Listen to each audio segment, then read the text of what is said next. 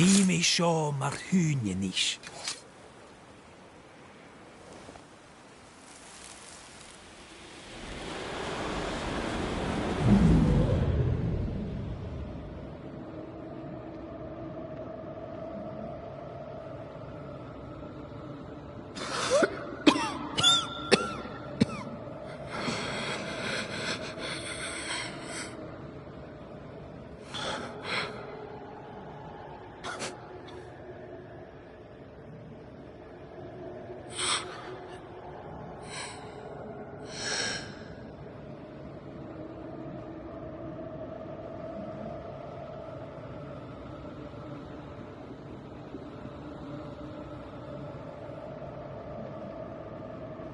I see no journal. It may have slid from her fingers and fallen. Let's retrieve it.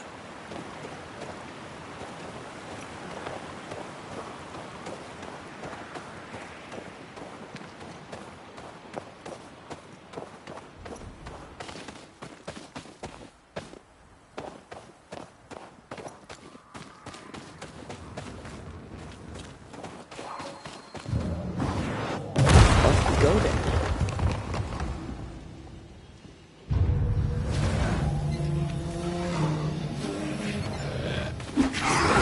Ride it out.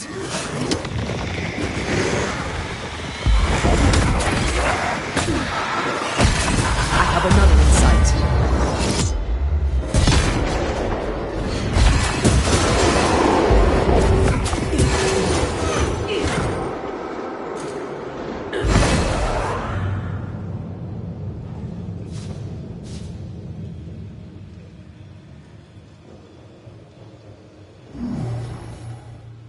No, this isn't good. We need to look for somewhere to cross.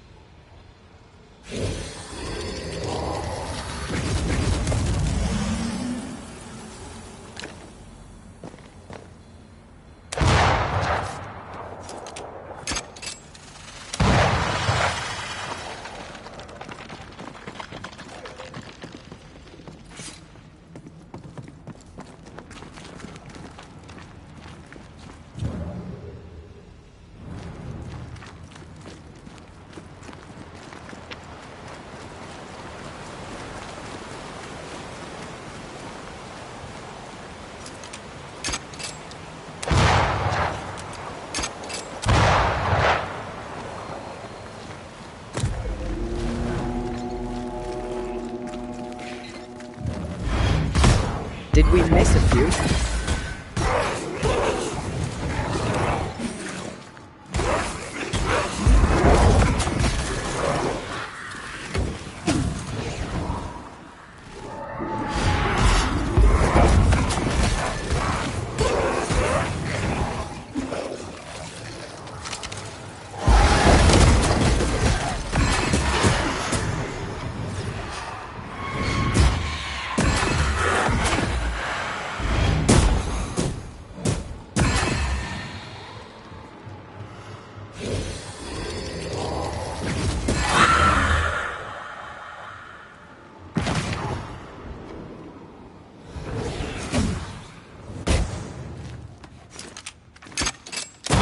This isn't over yet.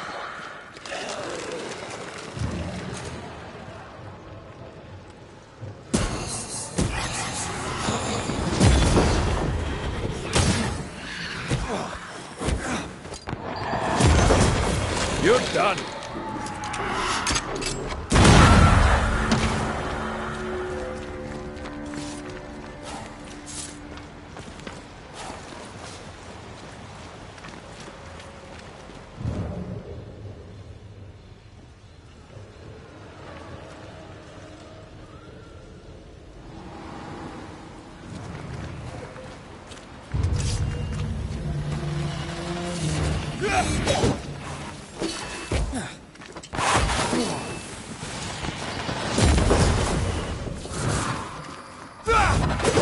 Sharpen up.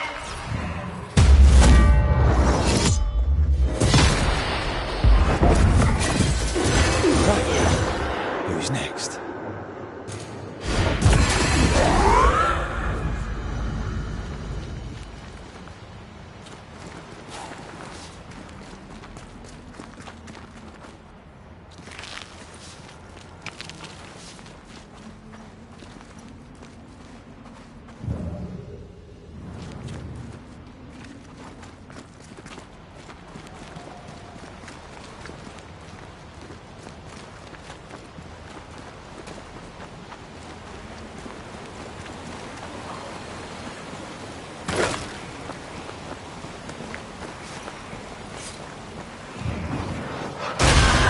Doing that.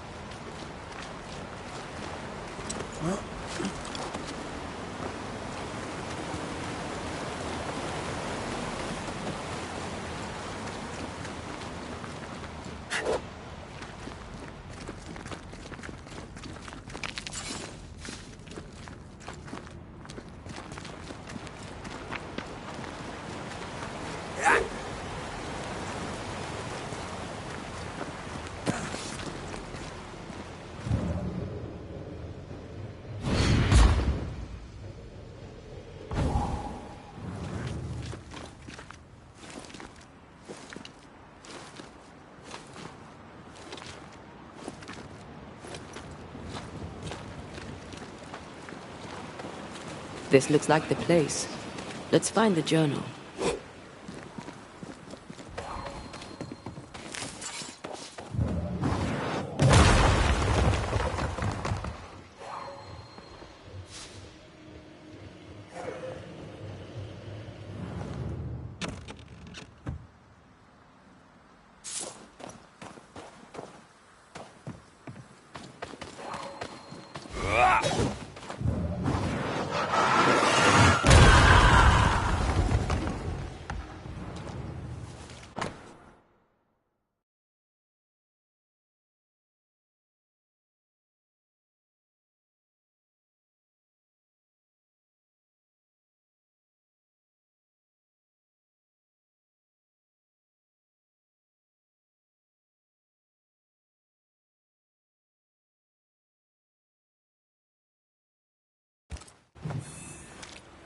She knew something was wrong.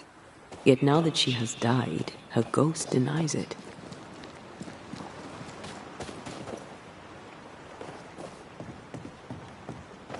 She was a healer.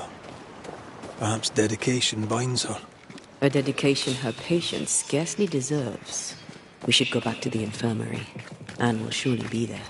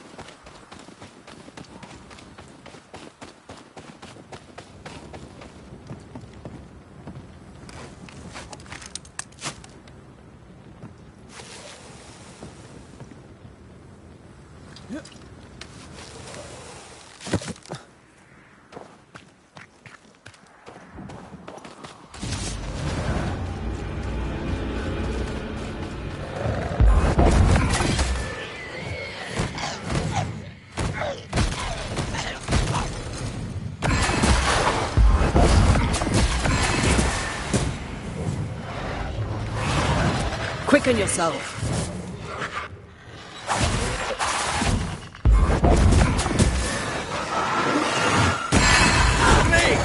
More fun.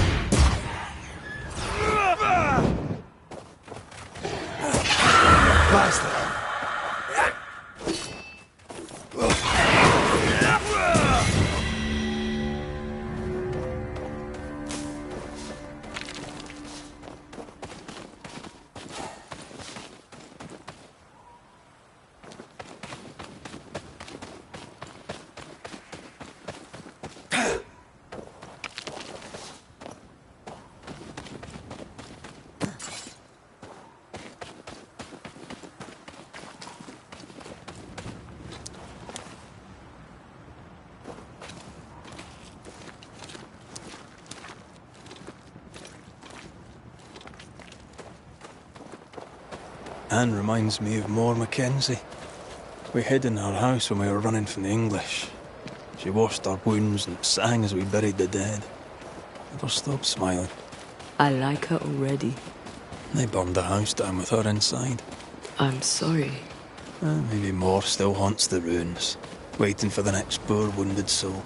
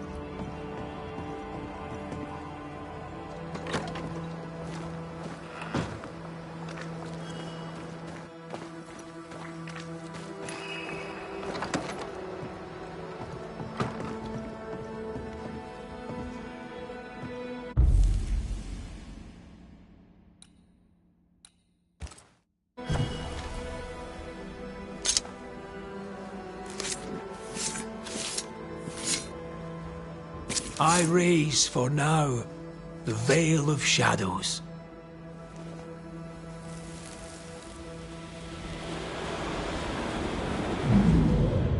Hold still. Get your filthy hands off me! That's enough, Mr. Peabody. Get off me, you evil old frigate!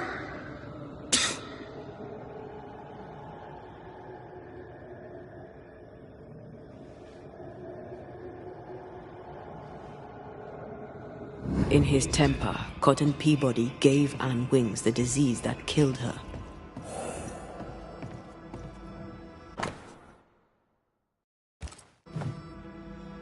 Oh, still here, are you? What new comedy do you two bring me now?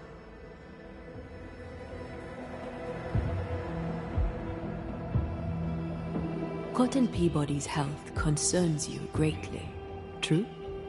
I'm a very good nurse.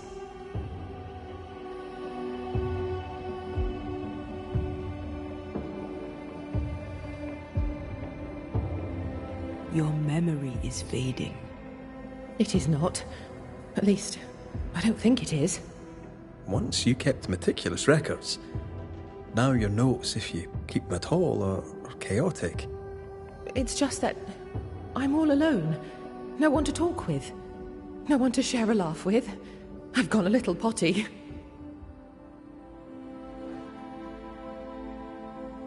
I think you know what he needs. I think you know his remedy. He must have wintergreen. Fresh oil, decocted, then used as a salve. Yet, though you treat him, his condition worsens. You must have noticed. To maintain the illusion of life, you feed upon his essence. Even as you tend to him, you leech his life away. No. No. How long is it since last you slept? How long since last you ate? Well, I have been very busy. You're tired but cannot sleep. You're hungry but can't face eating. Time to face the truth. No, it's just... I'm tired. I forget things. I forget to stop working. Nurse Wings. Anne. You're dead. Just like Antea. You've convinced yourself you're still alive, but you are not. But if Mr. Peabody withers by my presence, then why does your woman not wither you? I would, but I take my strength from other people. My God! I could never do that! Then the longer you stay to treat your patient, the quicker he will die. No. No!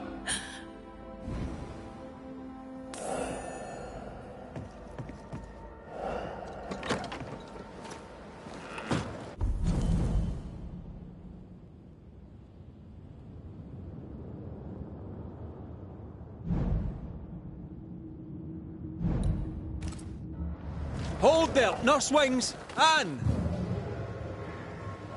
I can help you. Let me help you. She's heading back to where her body lies. Anne, are you there?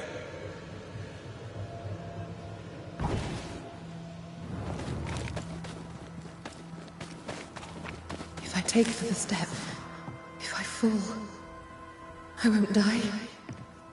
No, you won't die. All I wish was to save a soul. Just one soul at a time.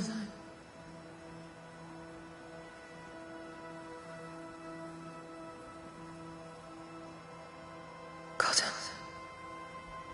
It's time we put an end to this. The devotion of poor Anne Wings, who even dead, kept on caring. No. Her ghost hungers for essence and calls it caring.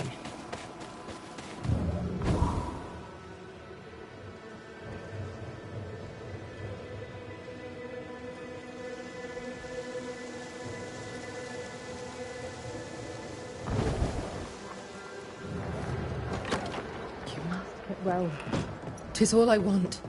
But by staying, I've been doing you harm. For that, I beg your forgiveness. Oh, Mr. McWraith. Peabody, we must talk. This sounds ominous. Where lies the problem? Anne Wings had the grip. She packed up and left so she'd not pass on the infection. Part of her must have known she'd not make it. I did not know. I could not have known. How could you indeed, with your head so far up your own behind? She had a cough. Just a cough. I couldn't have known it would kill her. Well, kill her it did. You're the one who made her sick. The day you spat on Anne Wings, you gave her your disease. I never spat on... No. Wait. I did. She was at me with the lancet. The pain gave me a wee touch of fury, just for a moment. I gulped without thinking.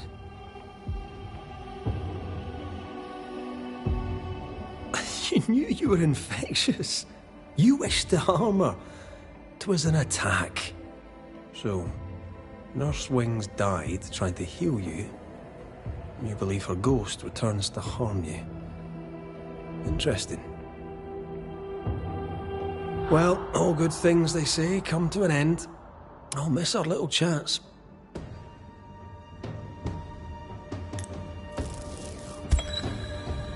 Cotton Peabody, your vulgar, disrespectful lack of manners provoked your nurse's death. And yet, even dead, she remains devoted to nursing you back to health. I'm not afraid of you, you rebel Scottish scumbucket. You'll not be the judge of me. Even dead, she tries to save you. But you, sir, spit on her grave. She's dead. Fix it, Banisher. Clean up the mess and banish her. In any infection, there is, as they say, more than one way to draw the poison out.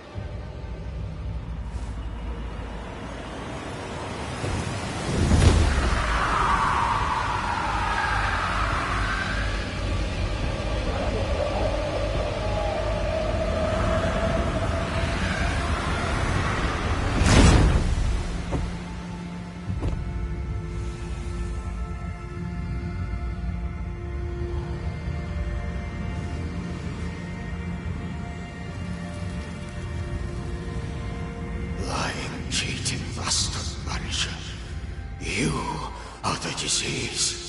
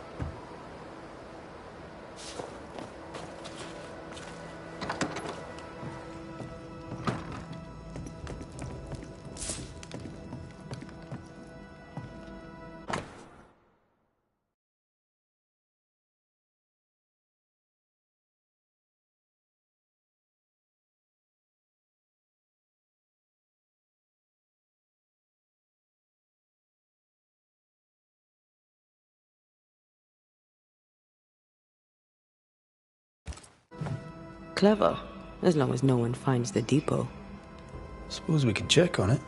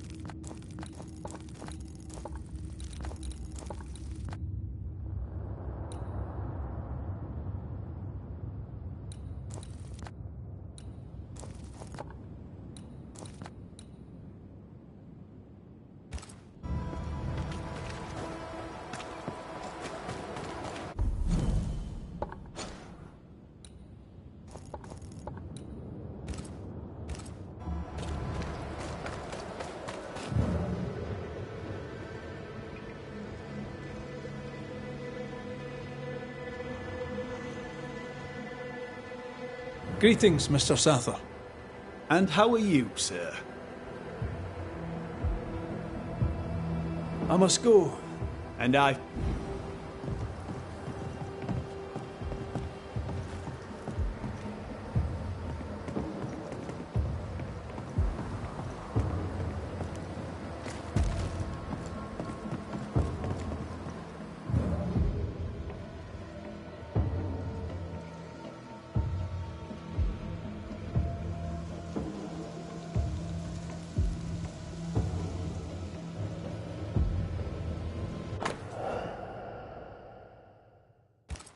Ingersoll General Stores must live on. Someone's fighting for a cause. Nathaniel Sather didn't seem the type. The store does, though. Shall we?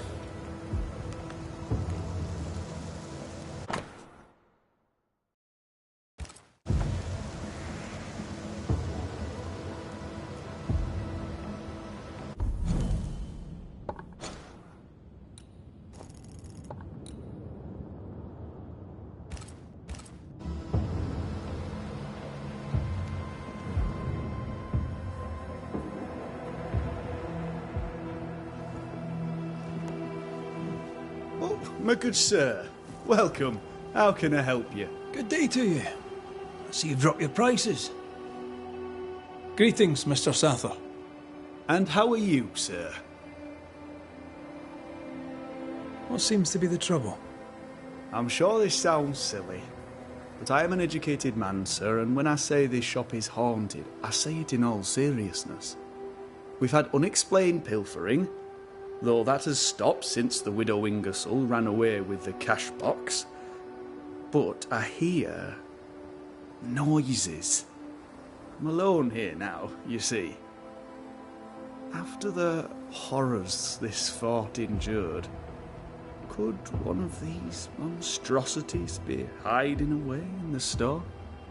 Right. That's a lot. Let me ask a few questions. See if we can sort this out. Of course. Beg pardon.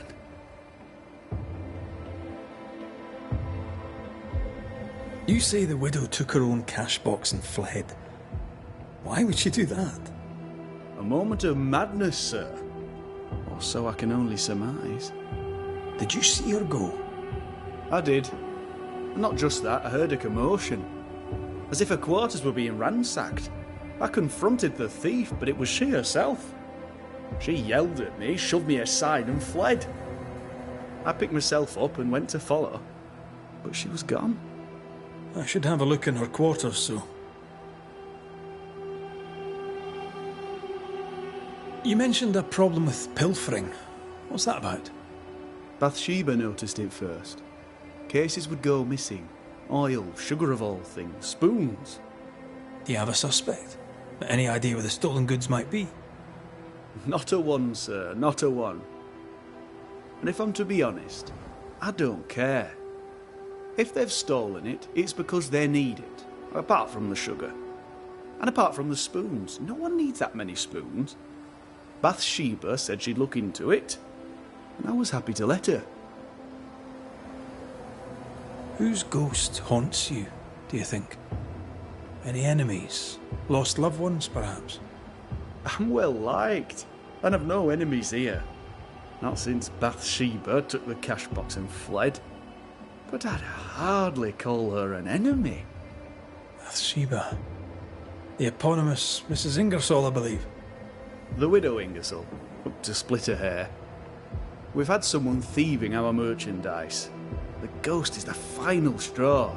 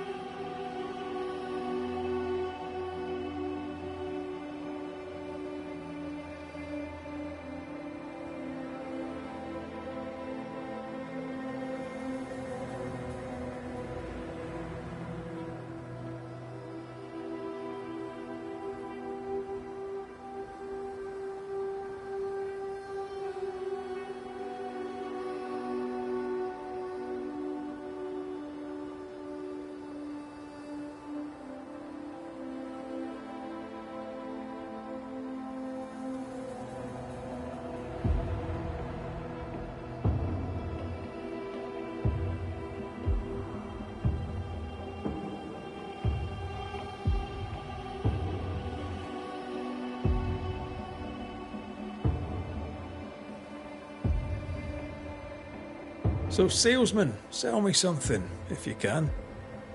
My pleasure.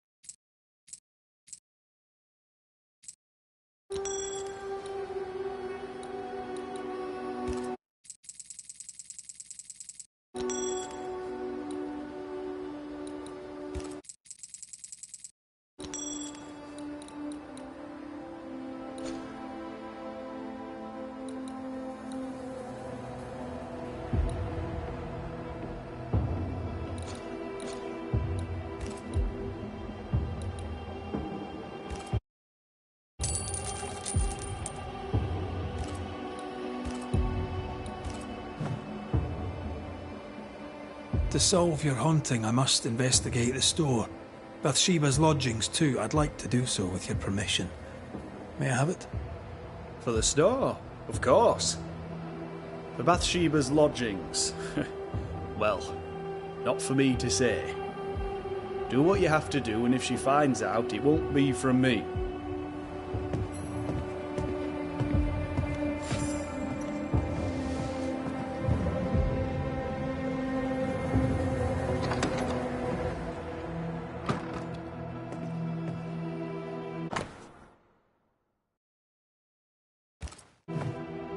Takings are thin indeed.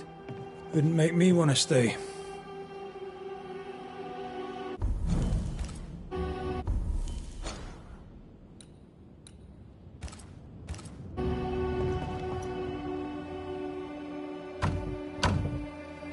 We need to find the key to open this. Who does Duchess Mock think she is? Taking my wares, taking my business, taking my dignity. To hell with her.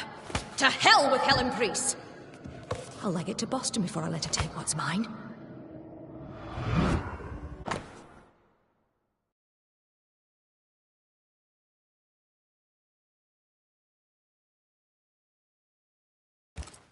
When Helen threatened to take her business, the widow ran away.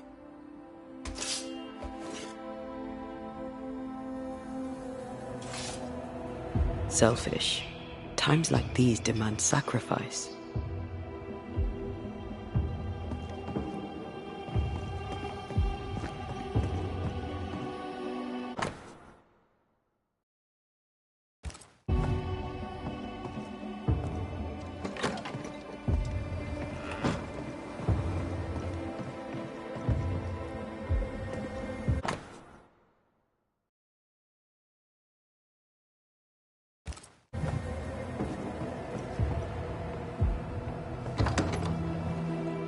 Something's concealed.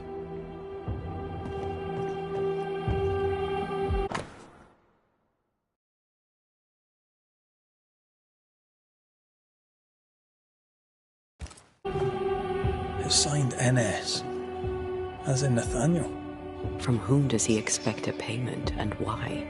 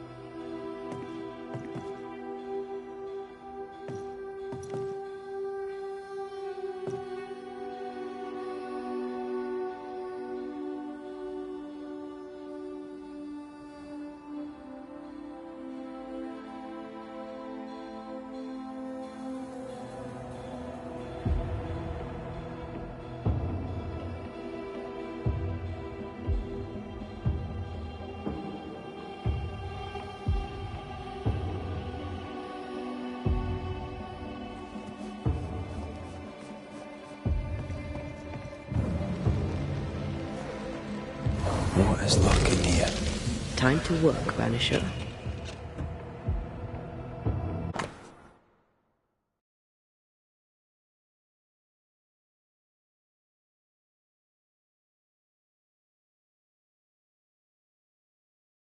This Thomas must be a good friend indeed.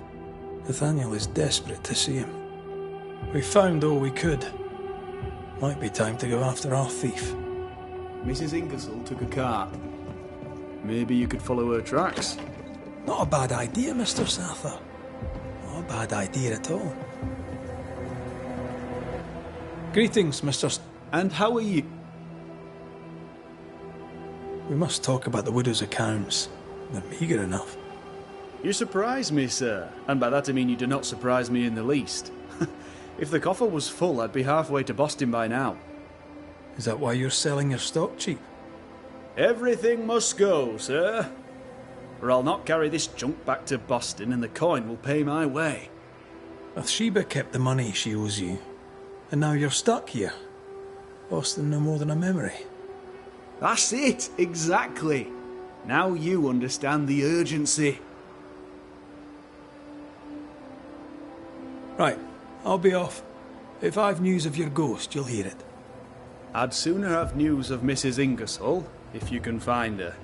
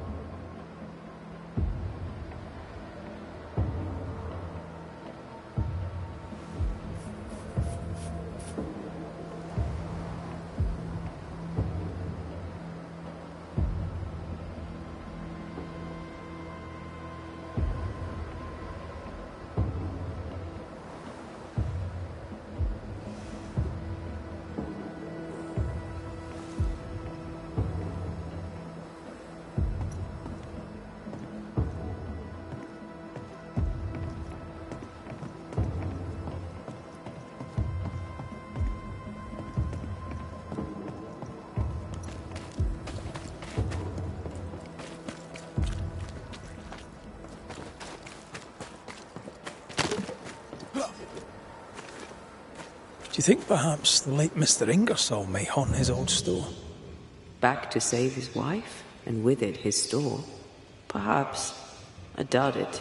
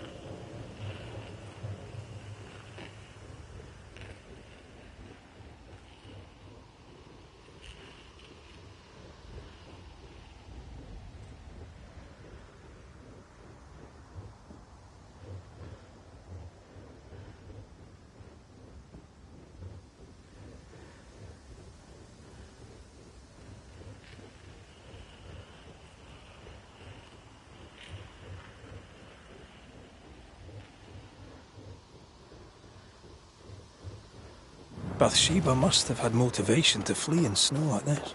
Or desperation.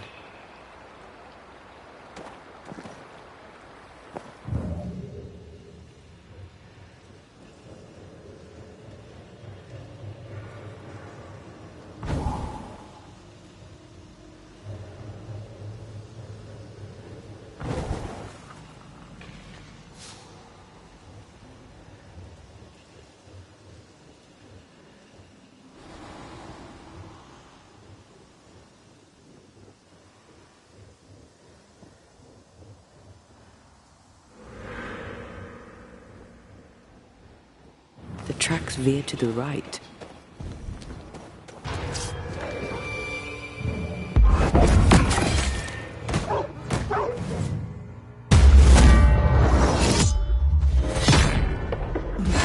Too easy.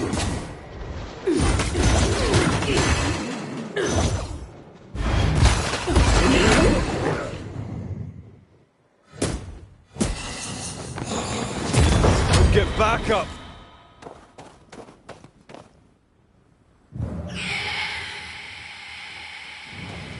That's not good.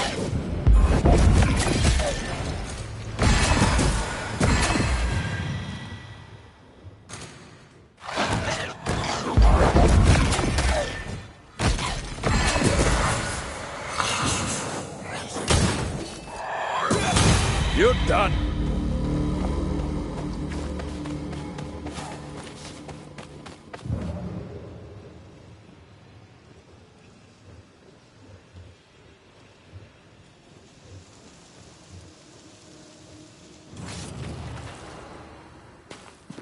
The missing cart. Abandoned. The wheel is stuck.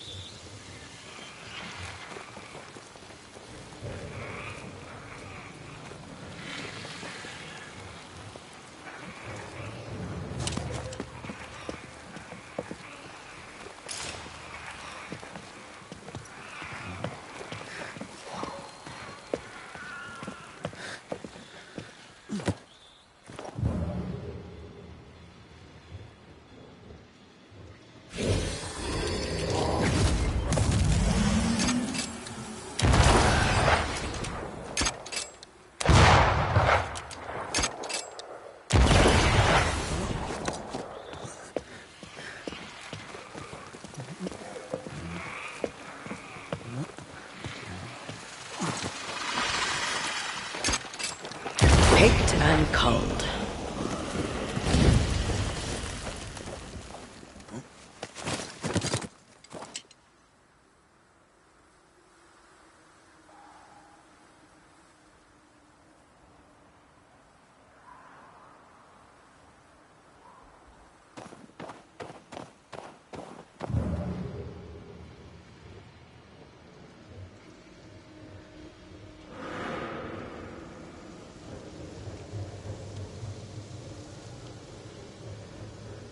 Novices really have no idea how many miles a Banisher runs to solve a case.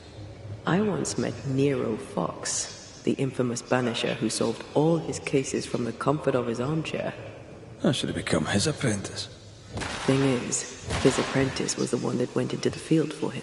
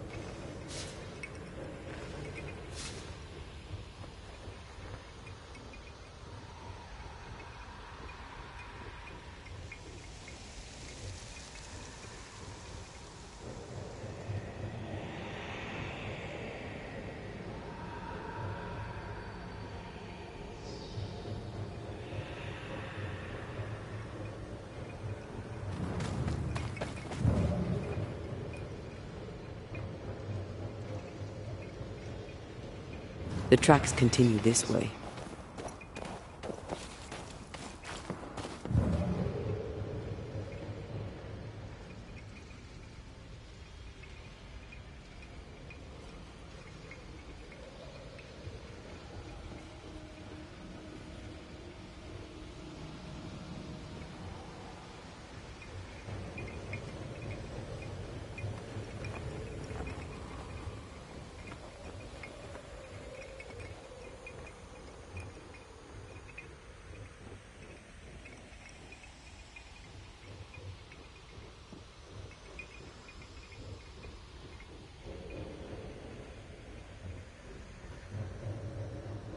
I think Bathsheba was injured.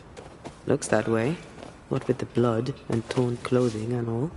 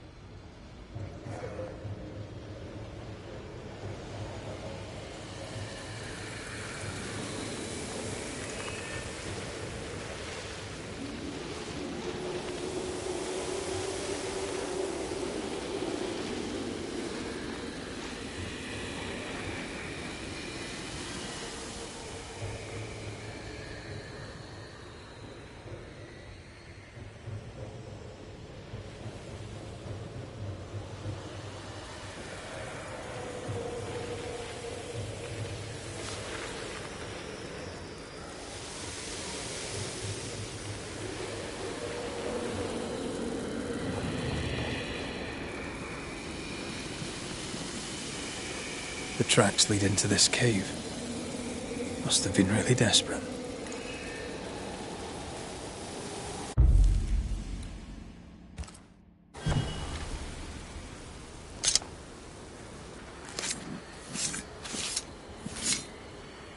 Through time and distance, I now see.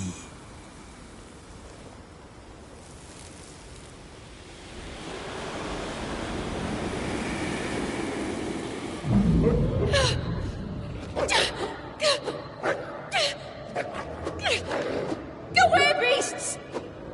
Off with you! That's mine!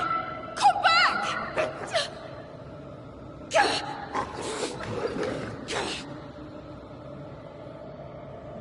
Eaten alive. Hope it was quick. The wolf took a purse. We should find it.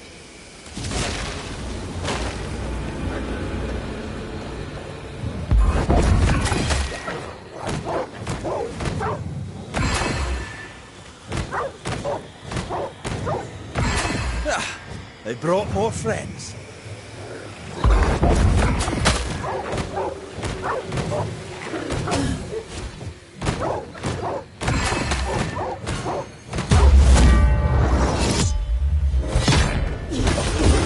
Let's get back up.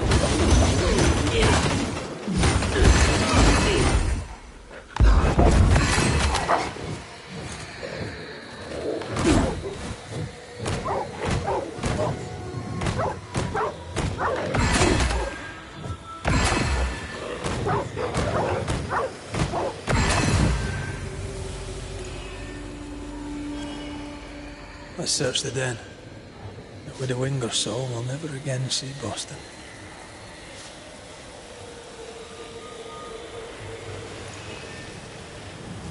There's an angry spectre nearby. Summon it before it ambushes us.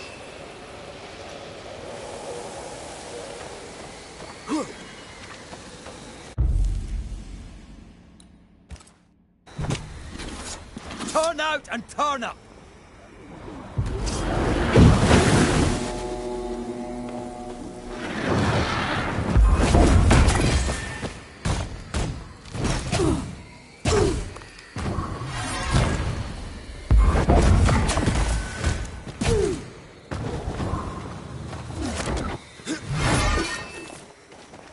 Hey! Get back here now!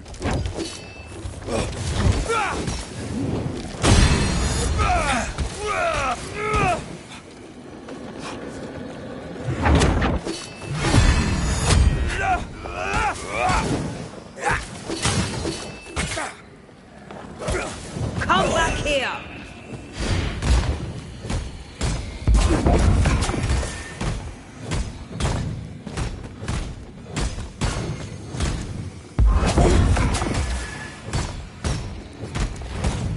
Where do you think you're going?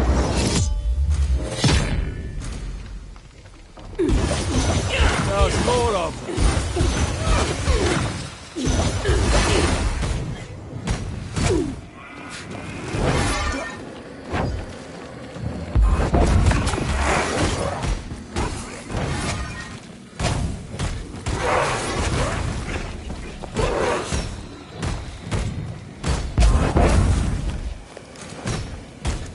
Giving it all you...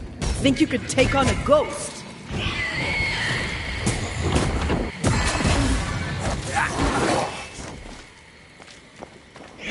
Watch out! Spectre possession.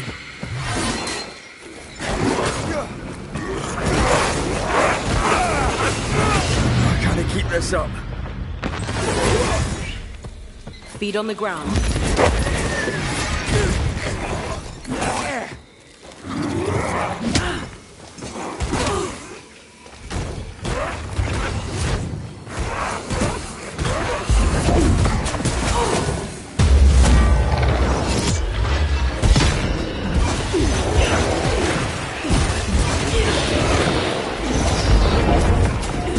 Oh, I am back.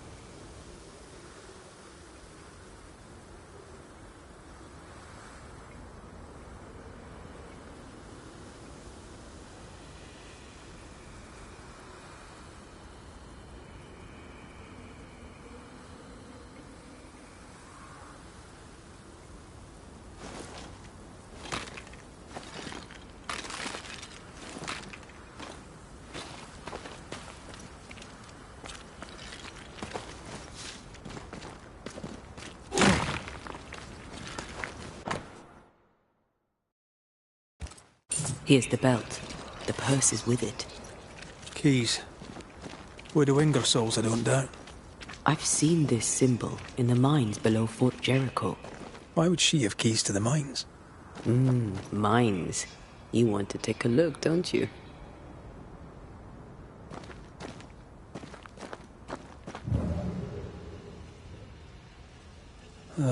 Widow Ingersoll.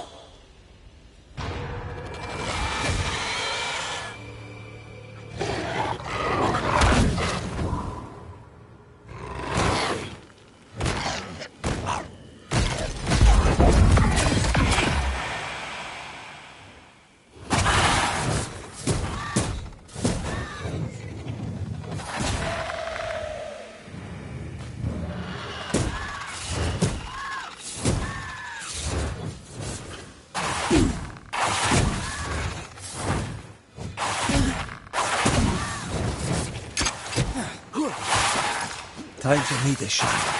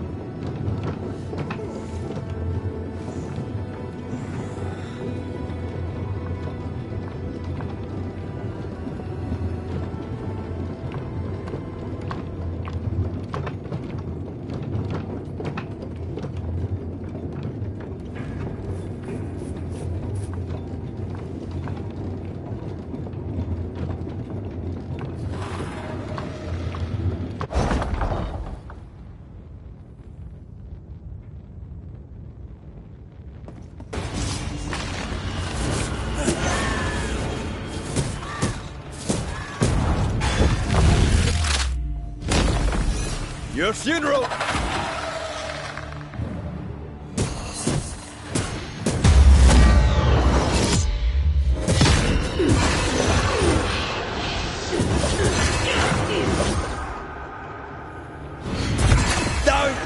Down again!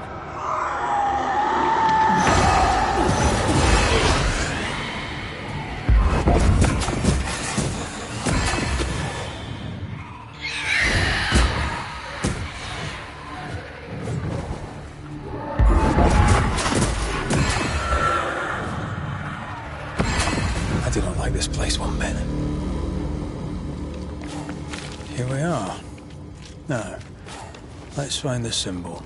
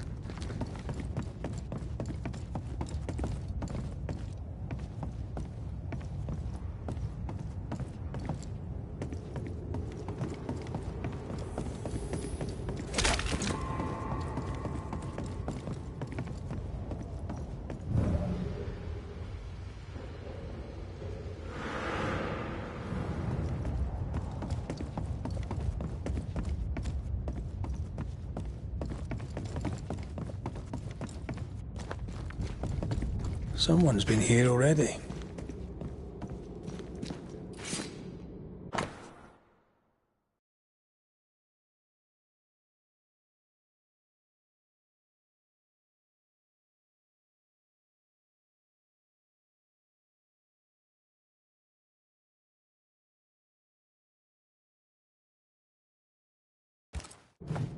Looks like Helen found Mrs. Ingersoll's stash.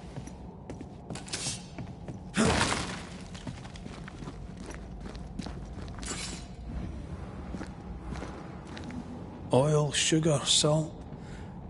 Isn't this Nathaniel Sather's stolen merchandise? Yes, it is.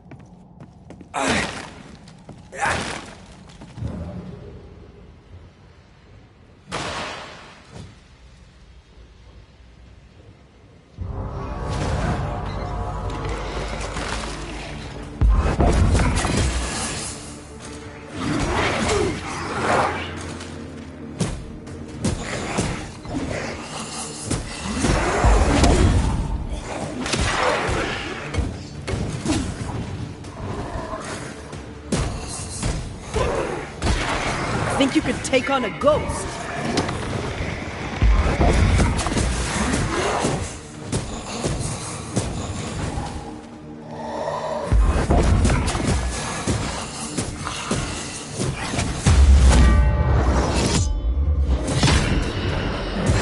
Fear the Banishers.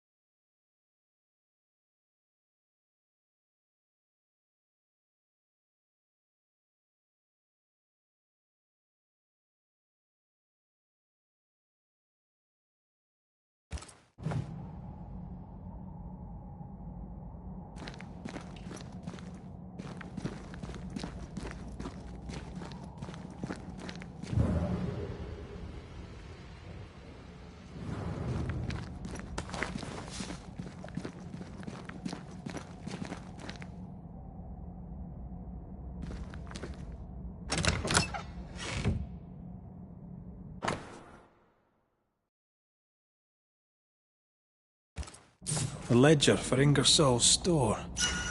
Same dates, but with much higher figures. 2 different ledgers, one of which was locked inside a chest. I think I understand. She stole her own merchandise and hid it in the mines. Then she hid the accounts that would expose her lie. Why would she do that?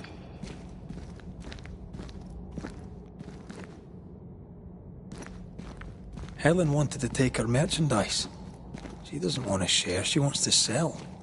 She's selfish. Nathaniel broke his promise and doesn't regret it.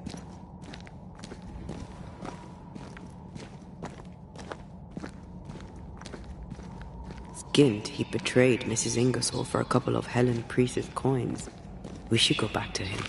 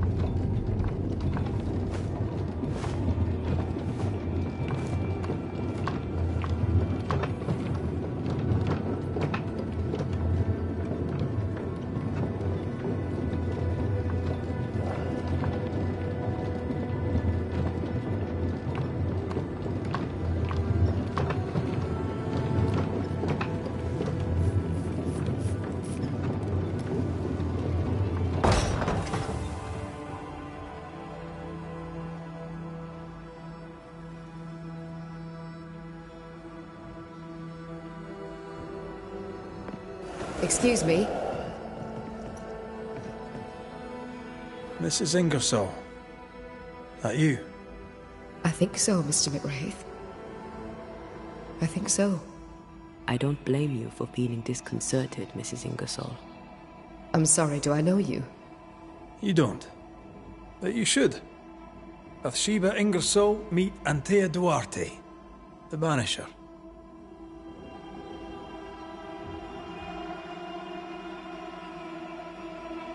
What are you doing here? You came to my stall. Then you've met Nathaniel. Would you give him a message from me? Tell him he must stay. He made a promise. He must honor it.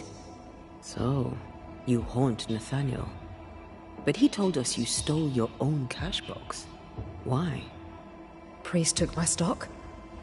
All I had left was the money. I thought I'd start again somewhere else. Boston. Where it all began. This isn't what you had in mind, eh? I have business yet. You'll see. We found some merchandise stashed away. Oil, sugar, some, spoons. We suspect it was stolen. Is it yours?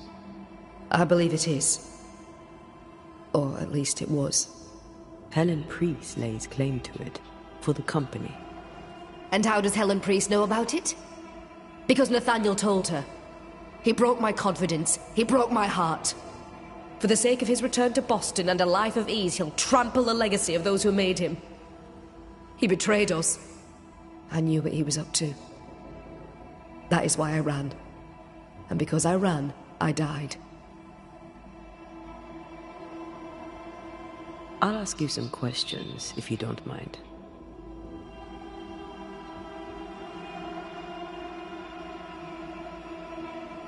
What are you to Nathaniel? Where did you meet? One day, an orphan boy came to our store in Boston, hoping to learn the trade. He had this idea that he would sell hats. Everyone needs hats, he'd say.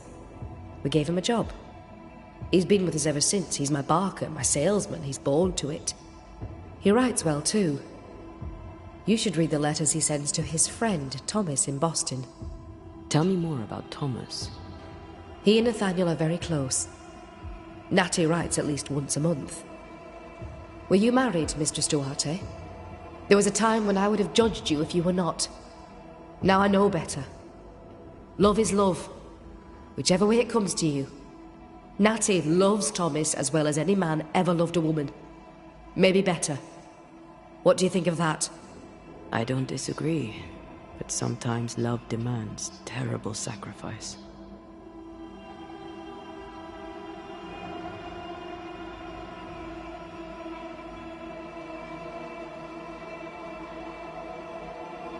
Where are you from? Boston, originally. Now I'm from New Eden. You? Cuba, originally. Now I'm from everywhere and nowhere. Was it in Boston where you met your husband? It was. I went into his shop one day and there he was. And you? Did you meet Mr. McCraith in Cuba? God, no. We met in London. We met through work. Yes. It happens. Or so I've heard.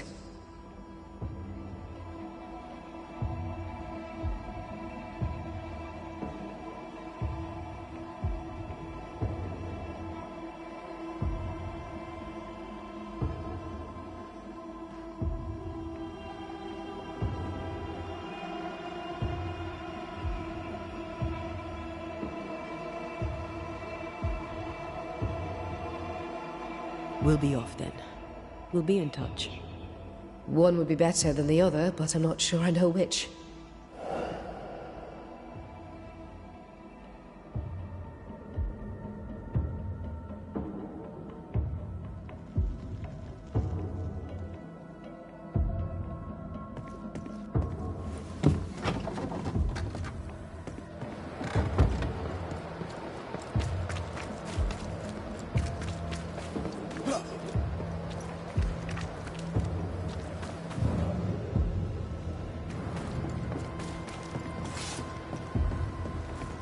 May we talk, Mr. Sather? I'd like nothing more. How can I be of service?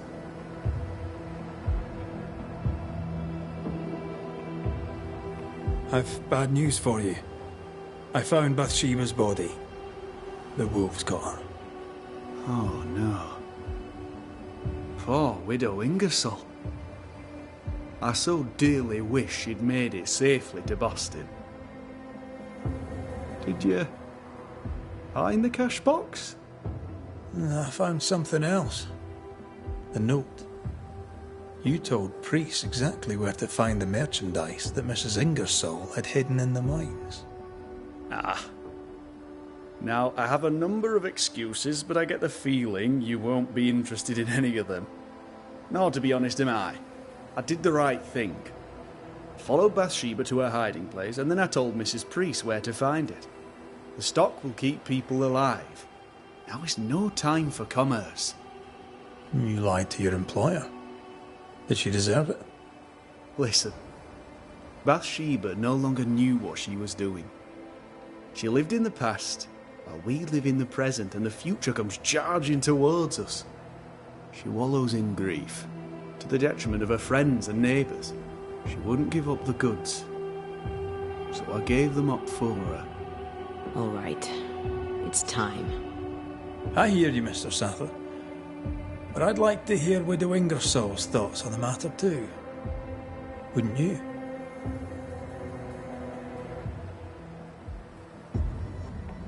Dear Lord, what are you? Worry not, Nathaniel. This is the ghost that haunts the store. Bathsheba Ingersoll. Back to tell me one more time that you're not going to pay me? That money is my husband's legacy, and I shall decide what's to be done with it. The money is mine. I earned it. All those years, I stood by my promise, but you did not. You lied about the books. You cheated me. I? A cheat?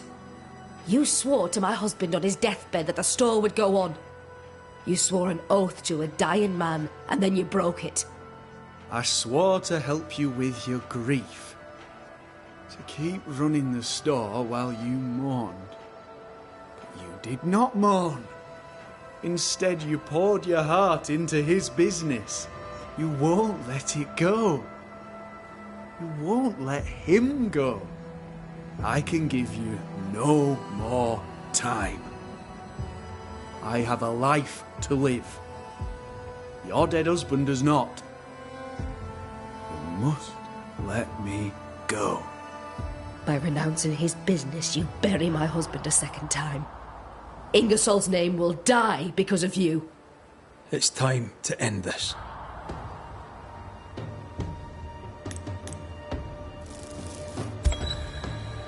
Bathsheba Ingersoll, you haunt Nathaniel Sather. You cling to the store, but it's his now. This must stop. He made a promise. I'll keep him to it. Thieves and confiscators, all of you! Living, you'd have a right to be angry. Dead, your anger makes you dangerous. Goodbye, Mrs. Ingersoll. No!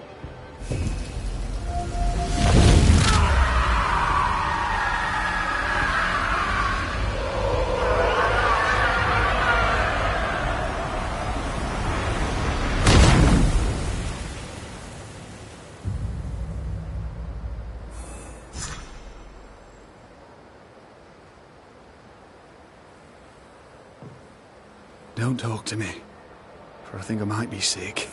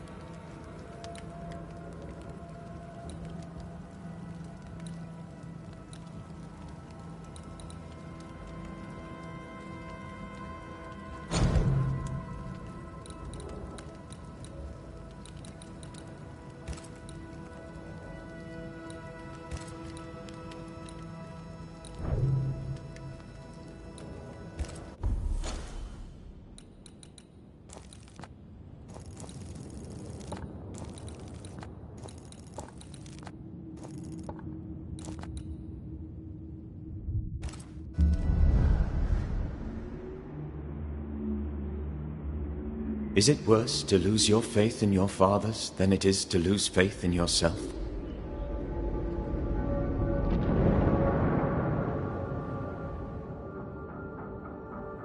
Those in the Harrows who lived would be wise to look inwards, to reflect, and then to pay penance. But none carry a greater burden than young Lamentation Haskell. How will he guide the faltering faithful when he has so little faith in himself?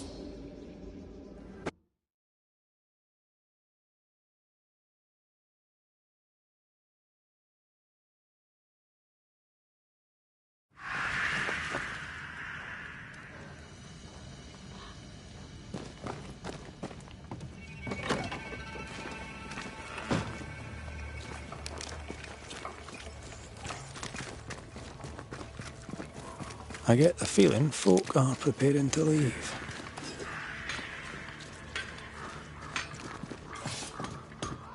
Good day, Nellie. The Banisher.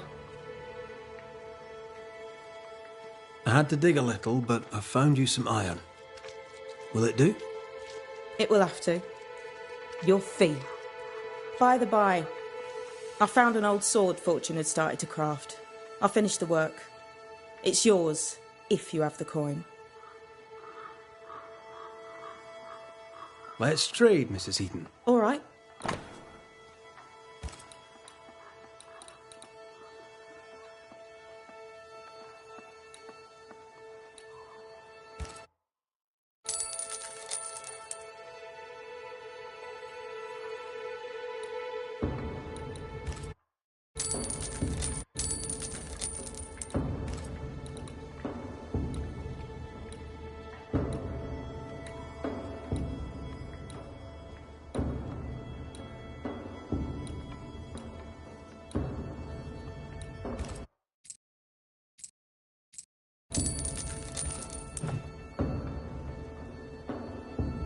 Thank you for your time, Mrs. Eden. Thanks for nothing, Banisher.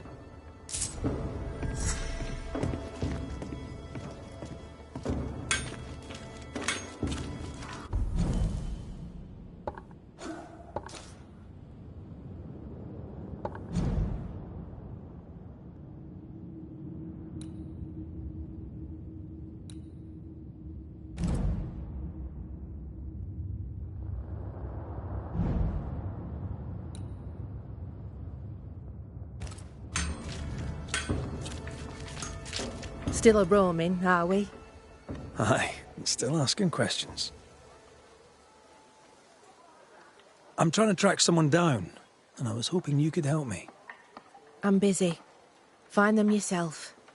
I'm not asking you to do anything. I just need information. I may have some to share in return. So, I found your name in an old letter. It was addressed to someone by the name of Grace. It was written by Deborah Comenius. You just can't leave a scab unpicked, can you? Especially if it's not your own. Deborah wrote of a cabin in the woods. Could this Grace person have found it? I don't know. It was all a very long time ago. I had forgotten her. Did Grace ask you for help? No. Grace Pennington vanished. No one ever saw her again. Grace Pennington? As in Captain Saul Pennington?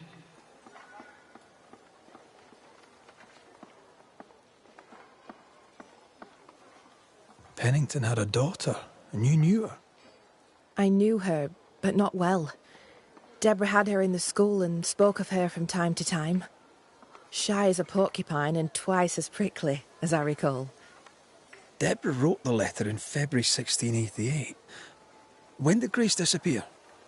Months later, Pennington accused Deborah of being a witch. In my recollection, that moment overshadows all others.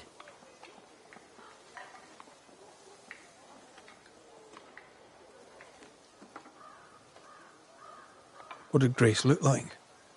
I remember her thin and boyish, encumbered by dresses she hated to wear. That sounds like Seeker. Does the name Seeker mean anything to you? It sounds less a name than a calling, but neither mean anything to me. We done. One more question. Did the schoolteacher keep a cabin in the woods? Deborah spent much time walking the woods, trying to understand New Eden, she said. Now that you mention it, I remember a snowstorm. She spent 3 days in a hut not far from here. Southeast, across the drawbridge, along the path towards the mine. If it's still there. It's time I asked you about Deborah Comenius. If you tread carefully, I may even answer.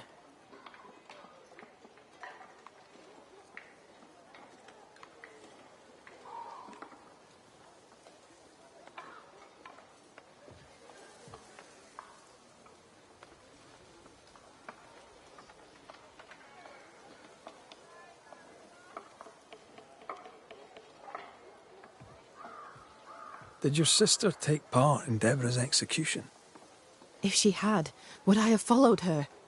No. My sister was selfish as all hell, but she was no bigot. She removed me from the horror. Then she made me swear to bite my tongue and never speak of it.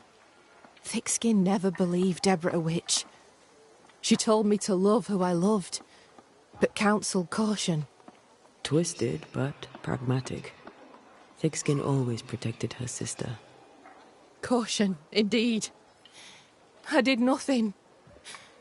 As my love stood up to her persecutors, I did nothing. When I could bear it no longer, I hid my tears and looked away. I too saw my beloved die for my failings. Then you know. To speak of it is near unbearable. Why was Deborah's ghost so eager to see you punished? Because I let her die without a word. Because I refused to share her fate. Because I failed her. I'm sorry to ask it, but I must know. Did you have a hand in her arrest? No. Captain Pennington was the first to accuse Deborah of witchcraft. Why would he do that? Had he proof? There was no proof because it was a lie.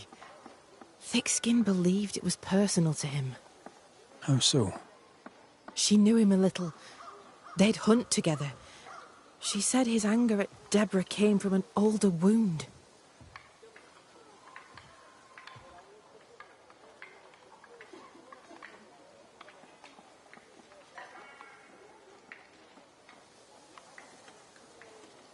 How are you? As well as I could hope. I've addressed what could be addressed. Soon we'll put...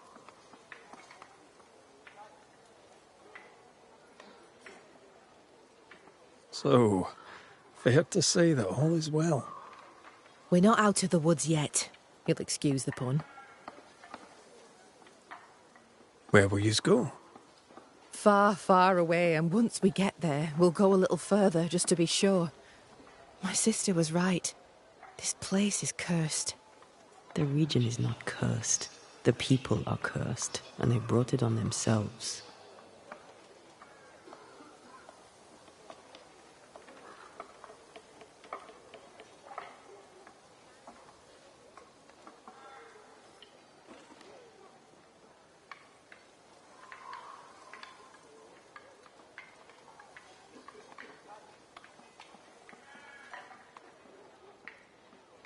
Thank you for your time. Farewell, Kate Newsmith. A goodbye to you too, Red McWraith.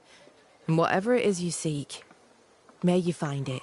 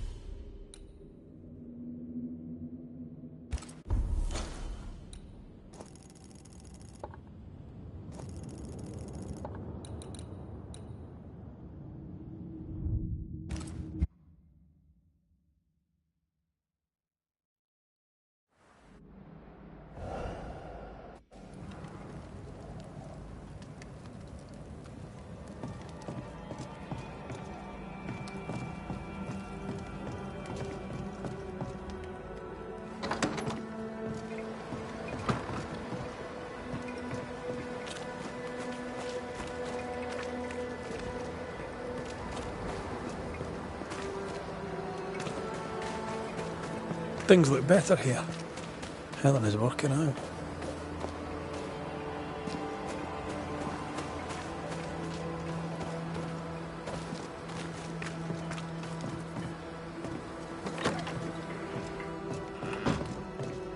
Well?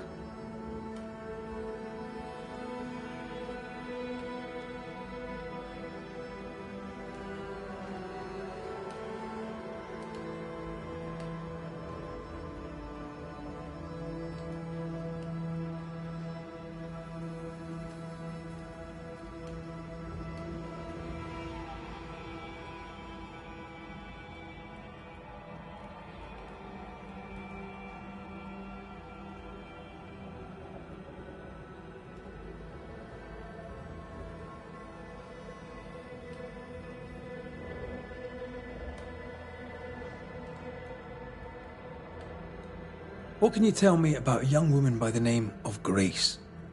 It seems you already know some of the story. It was a long time ago, but I'll do my best to fill in the gaps.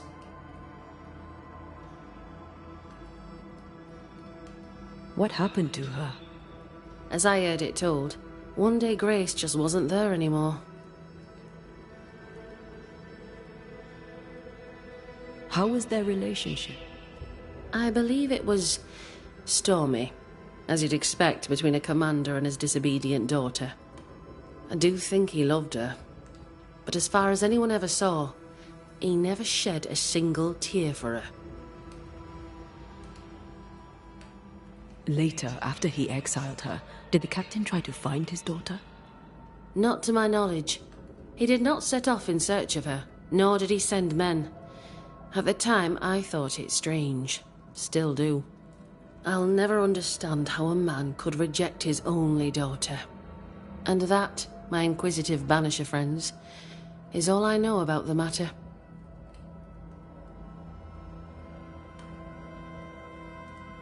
We'll look into your spectral stones. If you feel the need, then sure. Suit yourself.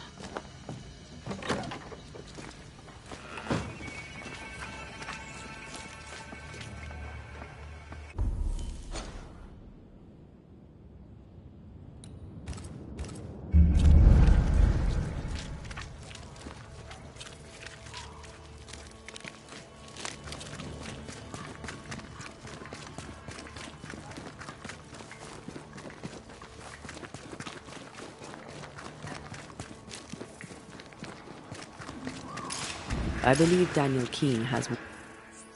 You did it, didn't you, you mutton-faced old hag? You damned well upped and did it. Oh!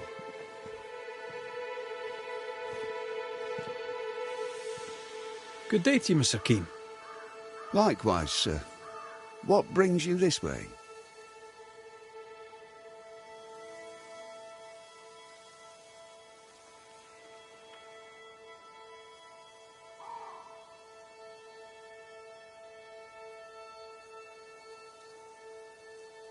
Everything all right? All right? No. Mind you, things are better than they were. Thick skin was... well, she could be sharp. Not everyone liked that. Interesting. But not what I meant. The thing is, Mr. Keane, you're haunted.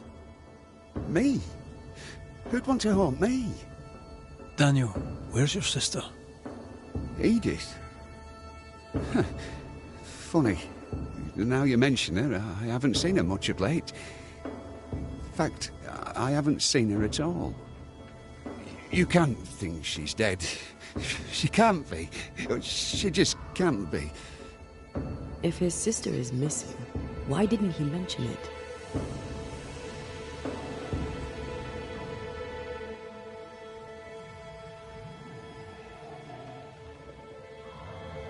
How long has your sister been missing?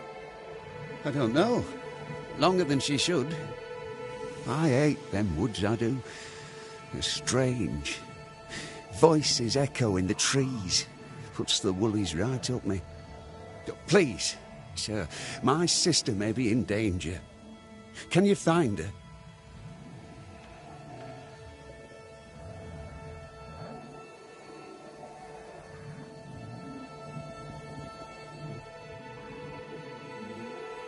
There better be something in it for us. I can make no promises, Mr. Keane. I am sympathetic to your predicament. Oh, thank you. Thank you so much.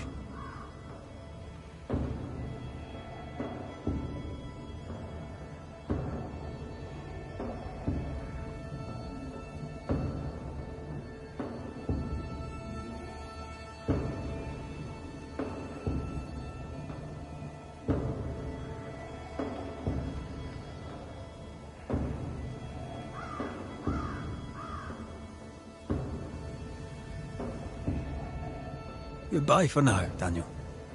Hurry. Find my sister, please. An echo whispering to me.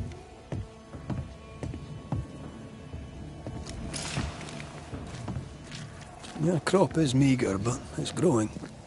Pray it stays that way. What little grain we have is rotten. So I see. Can't eat that. I'm at my wit's end with it.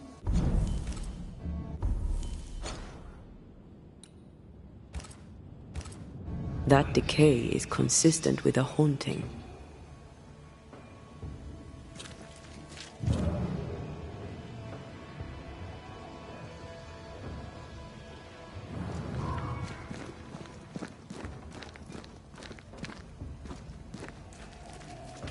The words of a ghost may resonate here.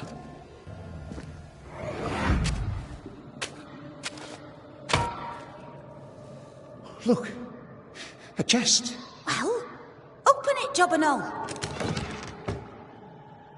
Is it a map? Could it be a treasure map? Let me see. Give it here. So, a treasure map.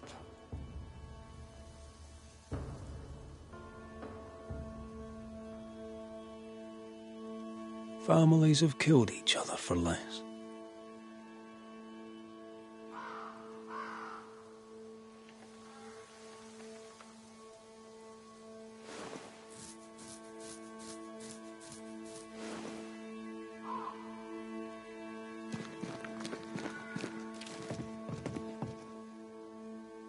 What news of my sister?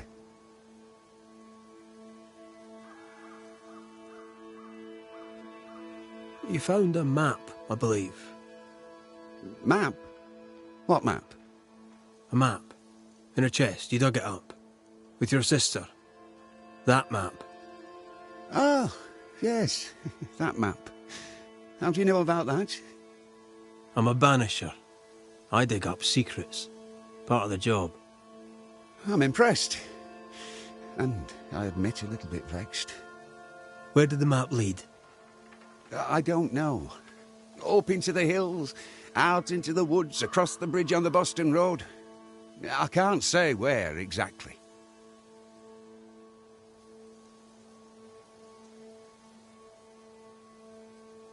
Goodbye for now, Daniel. I ain't going nowhere.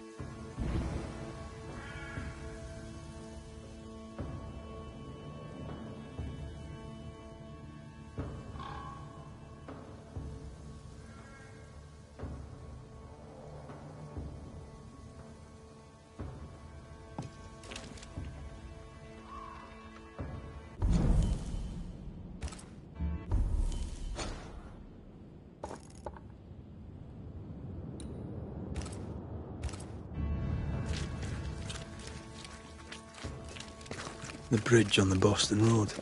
There'll be a waterfall somewhere not far away.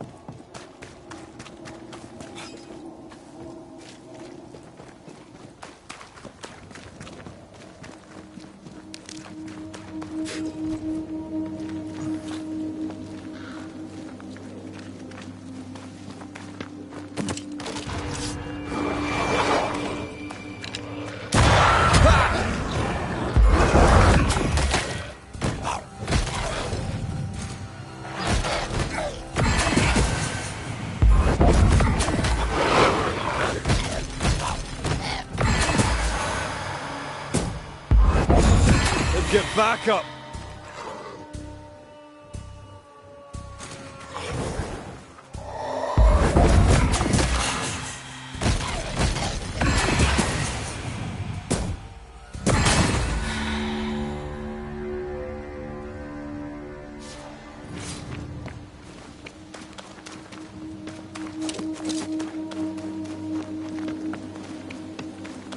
Symbols. The hut may be near.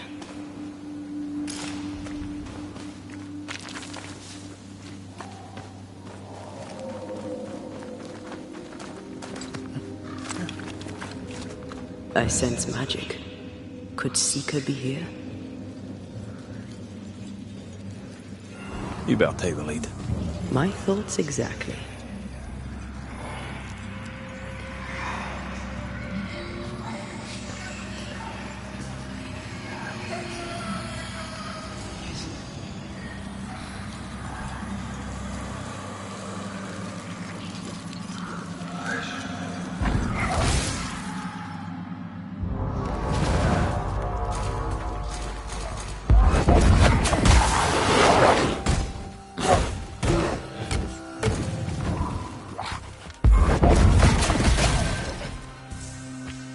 They're getting me now.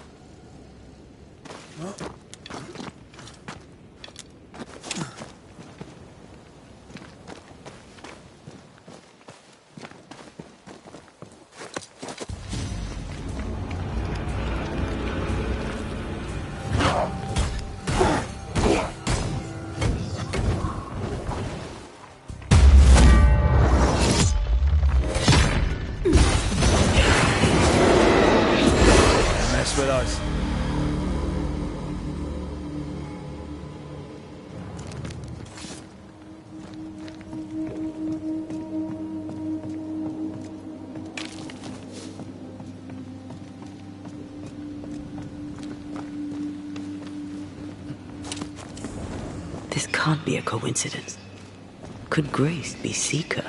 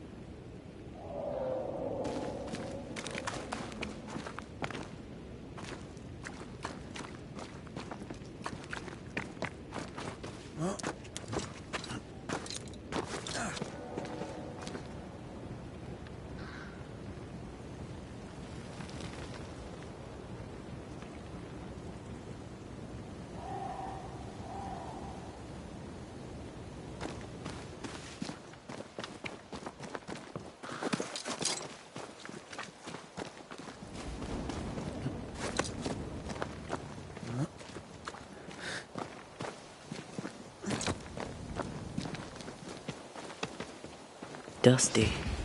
Seeker hasn't been here for a long time.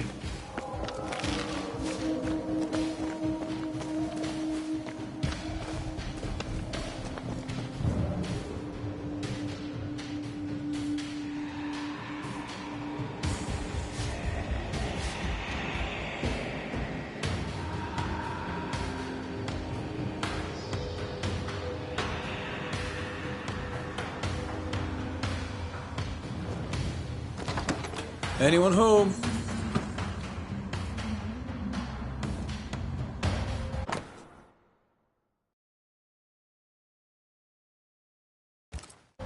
Deborah knew about this place. Focus on the matter at hand, Red. I am.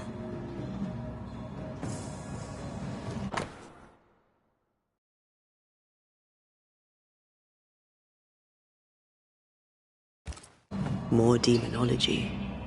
Unusual for a witch. These two schools of magic don't usually see eye to eye.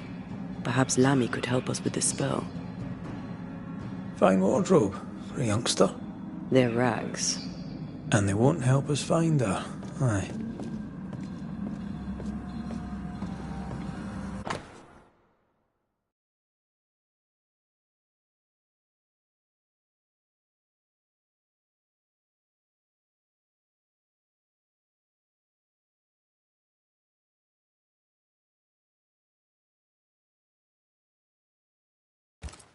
Quite the fall from grace. That's not funny, and neither is this. Aye, fair enough.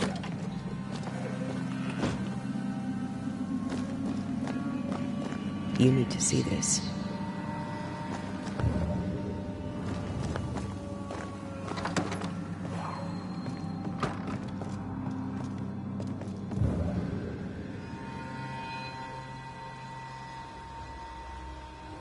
Seeker drew this. Wait, we've seen this before. There's a ritual of dissimulation. and we need the catalyst.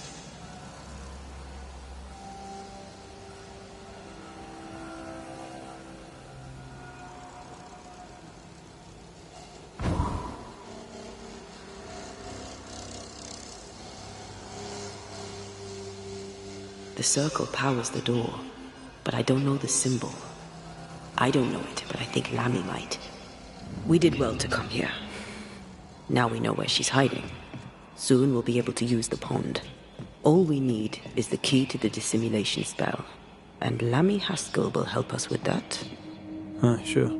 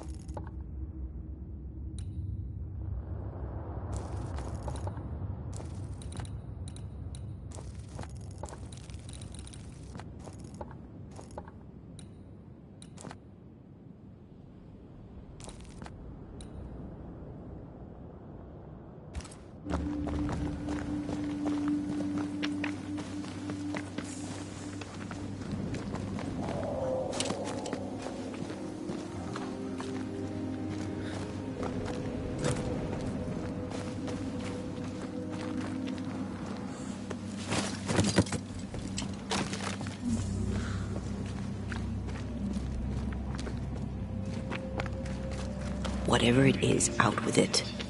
Oh, now what I say is worth listening to. Only when it doesn't slow us down. You're in an awful hurry. We need to get this right. We cannot afford to fail. We won't fail if you stop dragging your feet.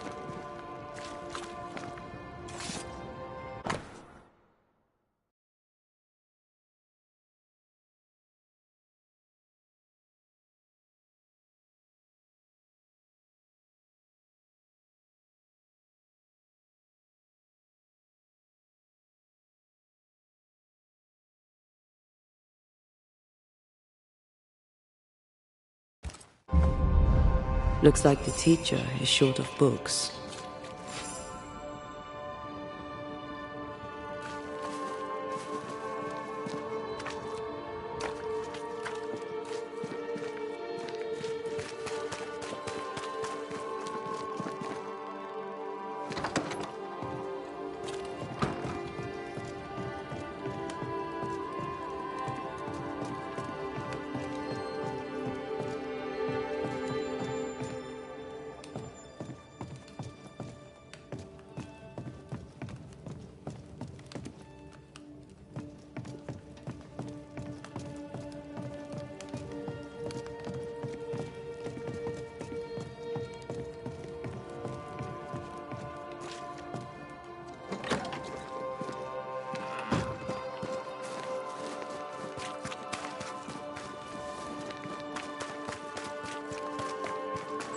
Wasn't the dock broken last time we were here?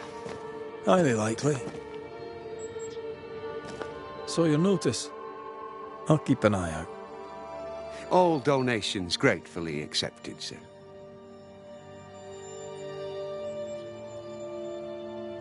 I must take my leave of you. God keep you. Wasn't the dock broken last time we were here? Highly likely.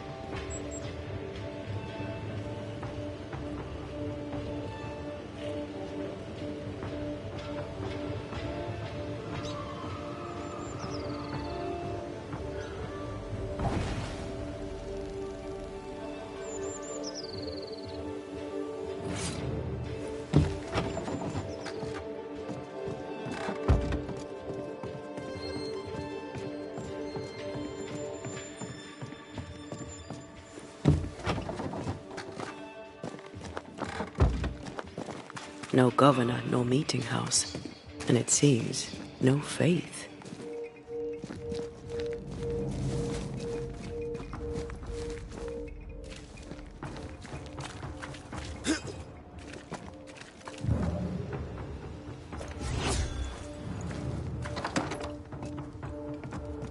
We have failed. We have failed. I have...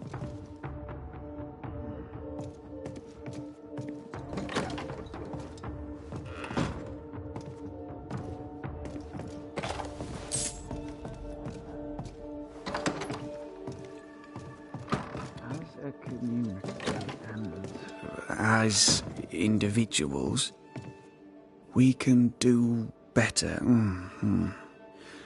I can do better. Well, ho there! What a pleasant surprise. I was fair and sure that I'd never see you again. We noticed the jetty. You building a port? You're right. We have dismantled the meeting house and put the lumber to better use. Build bridges, say the wise, that people may better understand each other. Build a jetty, say I, so that a ship may come and we can leave. New Eden is a fascinating study for you and I. But for ordinary folk, it is, as I've heard it put, a shite hole.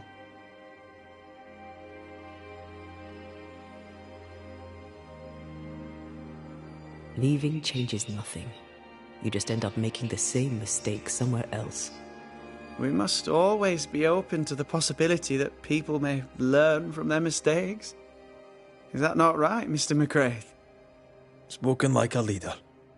I fear, however, that not everyone shall listen. I fear what shall befall them if they stay behind.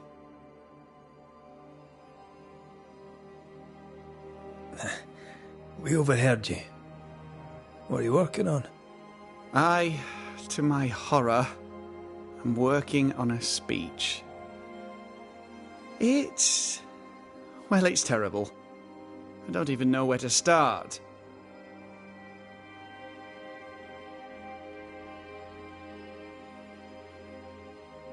You're a big boy. You'll figure it out. I appreciate your confidence, though I admit I do not share it. Are things that bad? Tell the truth, I don't rightly know. They don't trust me. They tell me nothing, and when they do, they're probably lying. And without the wards, well, I fear things will get worse before they get better. In fact, they already have. Spectres walk, and we are in need of a banisher, or two. If you can bring people peace, well, I doubt they'll be grateful. But perhaps they should have the strength to believe in a brighter future.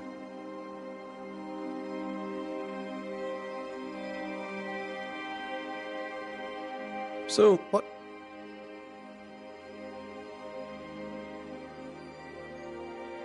We found a page ripped from a book. Yeah, do you recognize it? Let me see. Is this from the Trismegistus riddles? Yes, it seems to be. Why would you bring me one mildewed page from an amusing but harmless little book? Why would you fail to disclose that you'd given another ritual to another friend? It was a long time ago. I said after Caleb I'd distribute no more rituals, and that's what I've done. Not done. We know. But we're looking for Grace Pennington now, and we were hoping you'd help us find her. Who? Really, boy? Oh, I'm sorry, Mistress Antea. You said Grace's name, and it is my reflex to protect her.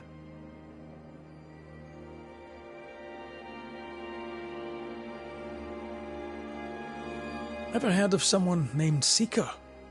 Seeker? No. Sounds like a title, like my true pursuer. This Seeker... Is she Grace? Is she alive? Do you know where she is? We think she's Grace. We hope she's still alive. We're trying to find her. We think she's hidden herself away behind your dissimulation spell. Then you'll need to unravel it. Shouldn't be too difficult once you're armed with the salient facts.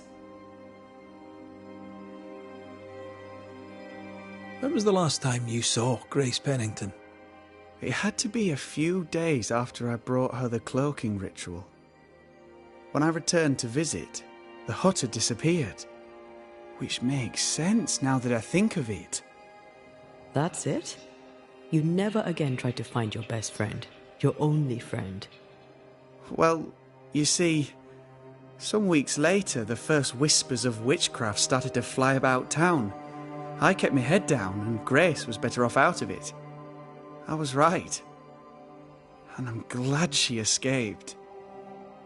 Strange to think of her again after so long. How does the ritual work? It creates illusions so effective that they deceive even the keenest eye. There are more effective cloaking spells, but the Trismegistus riddles do have a simple elegance. The short version, please, ending with how we break it. Yes, of course. To achieve that, all you need is the caster's full name and the symbol used to make fast the illusion. Grace Pennington and a triangle pointing downwards. Well then, now all you need is a simple counterspell from the same book and... Oh my. What now? I'm afraid I left my copy in the Araloo. In the void. That's just great. Just great. Yes, but in my defence, once you've retrieved the book, dispelling Grace's illusion will be like a walk in the park. Comparatively speaking.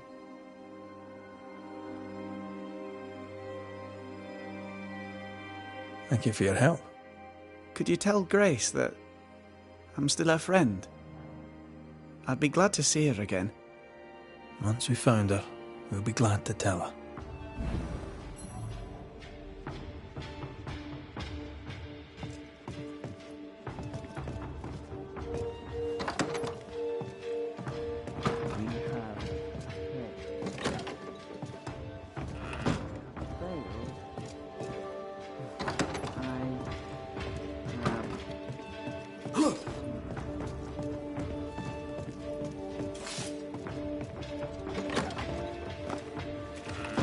More work to do. Come on then. Talk to me. Don't hold back. You act as though all is well. As though I had not died. I'm dead. And I'm not all right.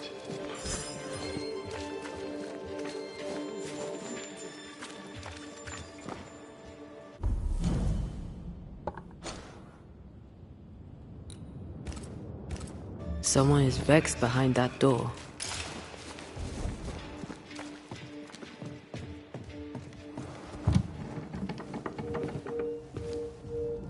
Excuse the mess. Another bottle broke. It's no big business. Are you sure you're all right? You seem a little overwhelmed. A bottle fell from its shelf. No big business, Mr. McWraith. Happens all the time.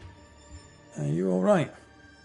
If you must know, sir, I have a drinking problem. Really? I do. My liquor disappears. My bottles fall to the floor and break, though I'm nowhere near. 'Tis a drinking problem indeed. Objects inexplicably vanishing, moving or breaking. Either you're haunted or you're clumsier than you think. Haunted, you say? Well, Your Majesty, why not? As the saying goes, when life gives you a torrent of shit, may as well be haunted.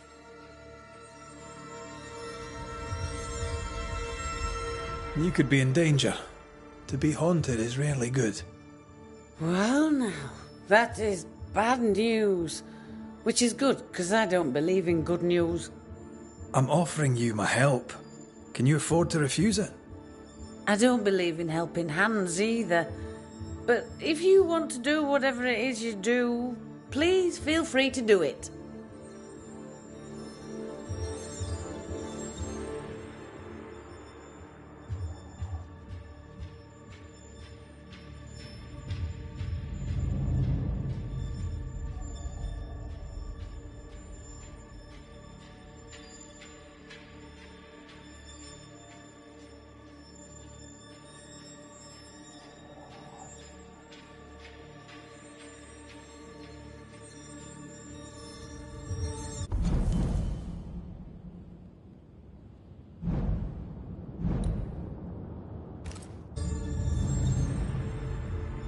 When did the bottle breaking start? I don't know. I gave up on keeping track of time, or things. Normally, if a bottle disappears, I drank it and forgot. But I'm not wrong about this. In quiet moments, I hear the bottle glass crack. When I'm not there, the liquor moves about. Other times, they dare to fall of a sudden, out of nowhere, and break upon the floor. The shelves are straight and proper stacked. I had Ishmael check. 'Tis a mystery, right enough. Ishmael and you were close, I believe. Oh, how folk love to talk. They're wrong. There's nothing improper between me and Ishmael. He works for me, and we enjoy each other's company. He's a good friend who lives upstairs. I have my own little house across the way. Ah, talk of an angel. Hear the flutter of his wings. Phoebe? What's the matter? Oh, good day. What can I do? Well, it's just another bottle broke. I'd blame my butterfingers, but Mr. Banisher here thinks we may have a ghost. God take my soul. I'm sorry. The spilled liquor. The stink. Come now. Come now. I'm sorry. All is well, Ishmael. Breathe. Just breathe. It's just another worry fit. You'll be fine. While he gets back on his feet, let's look.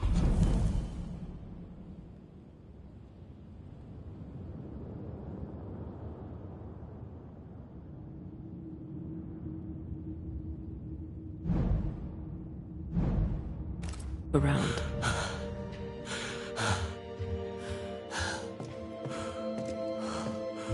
Broken glass. She said bottles in her house shifted and fell. We should check it out.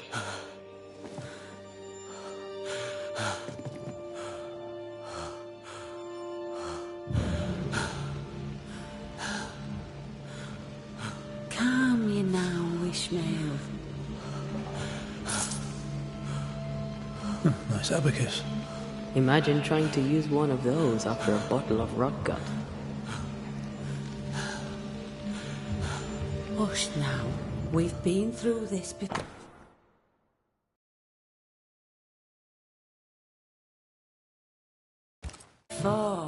Half her operation wiped out at a stroke. Curses are bad for business.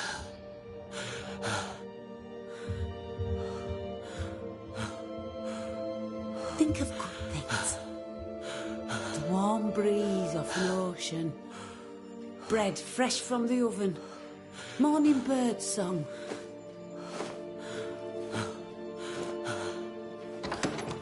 Think of good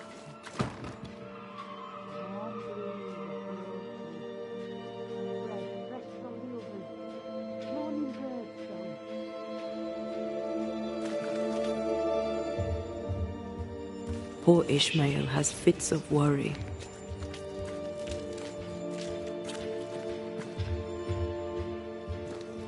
I feel like he panicked when I mentioned the ghost.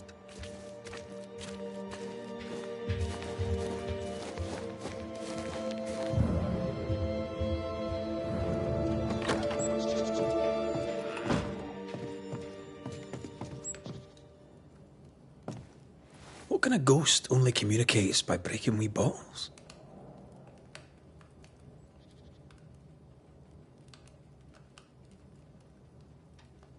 An insidious ghost, trying to slowly drive its victim crazy.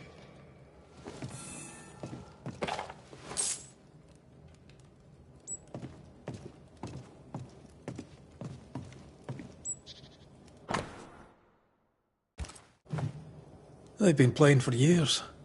I'm keeping the score. Either Ishmael's getting better or Phoebe's getting worse.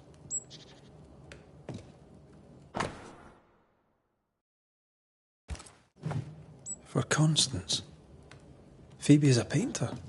This is just an easel. No paints. Unfinished work? Why would you name a painting before starting it?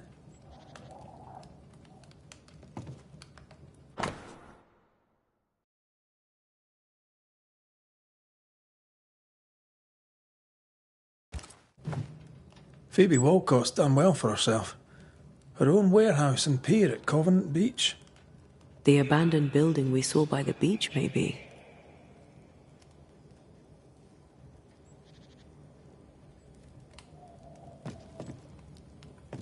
Did you feel that? It's close.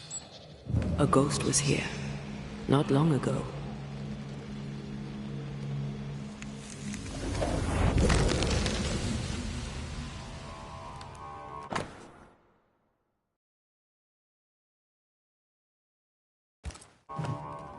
I know Phoebe and Ishmael are friends, but that's a generous will.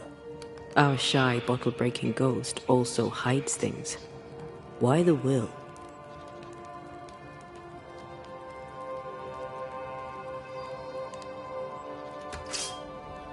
Everything Ishmael has, he gets from her. Perhaps the ghost thinks Ishmael is being ensnared.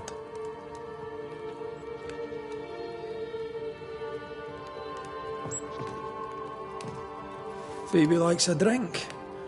Or 5. Maybe that vexes our mysterious ghost.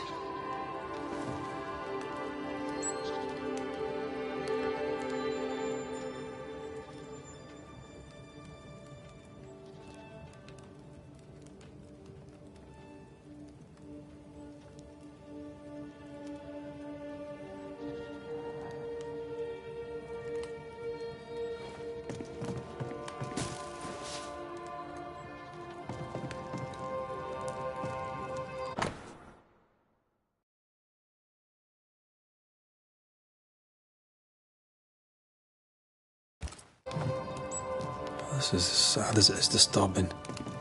Despite her defiance, her past batters her. I doubt there's anything more to be found here. Let's go back to the store and ask a few more questions.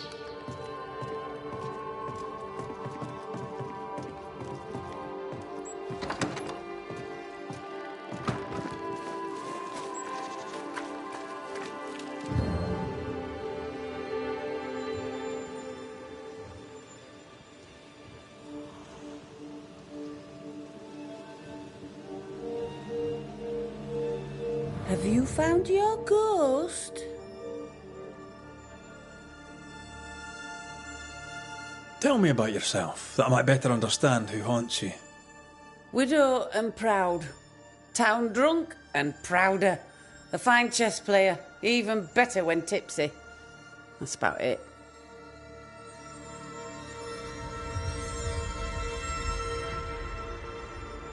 What can you tell me about your late husband? The truth is as boring as a sober day, I'm afraid. A happy couple we were until we were not. Strange, is it not? How you marry a fine man and at the first small contrariety discover he's a dubious, unreliable coward. Could he be a mysterious ghost? Took less than a month for Solomon to abandon me. My caring husband became a brickle white-livered chicken. He trooped off a hunting. Heard he died in New France, spitting my name. If there's more, you'll have to find it out for yourself. Your Scottishness. Fair enough. No other family? No. I'm the child of dead parents and the parent of a dead child. The truth, as I say, is boring.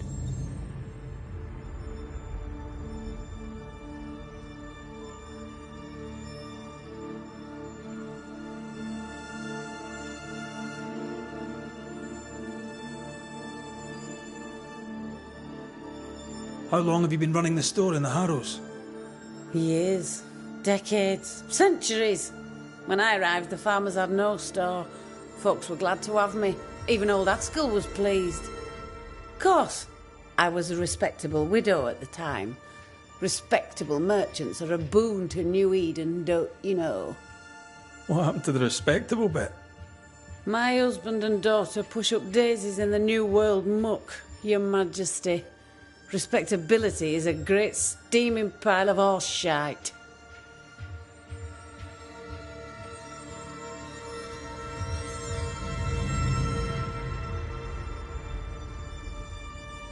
How's Ishmael? Feeling better, is he? He's cleaning up the broken glass. I've buggered off till he's finished, and you should too. Would you know, by any chance, what pulls the trigger on his crises? He deals with his pain as best he can, like all of us. You leave him alone now, yeah?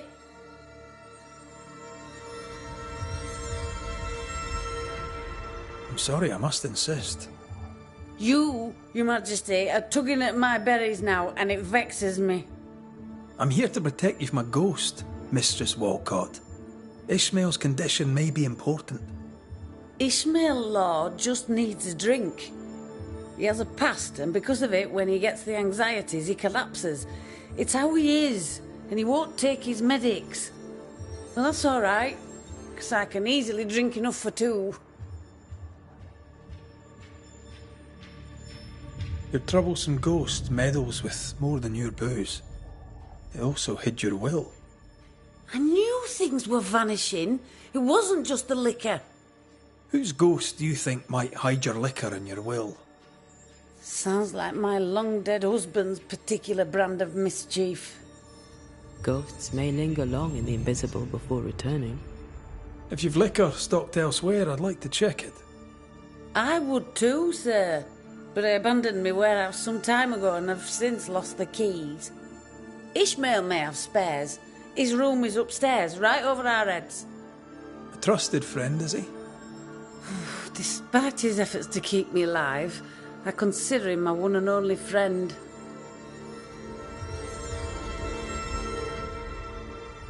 May I see your wares? I'm a shopkeeper, aren't I? Yes, you may see my wares.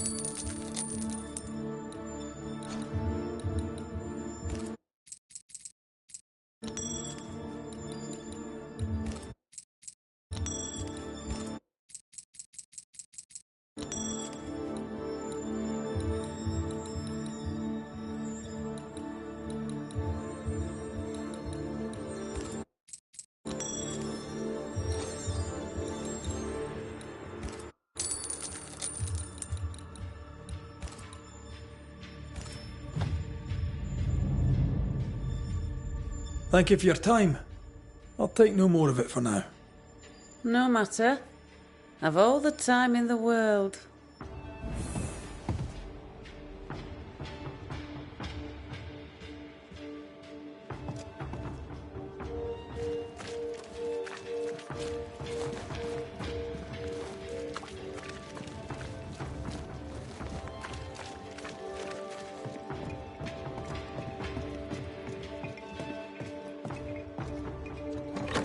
Red, I can't manifest anymore.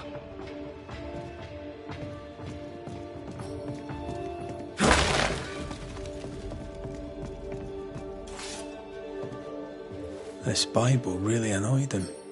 I hope he kept his opinion to himself.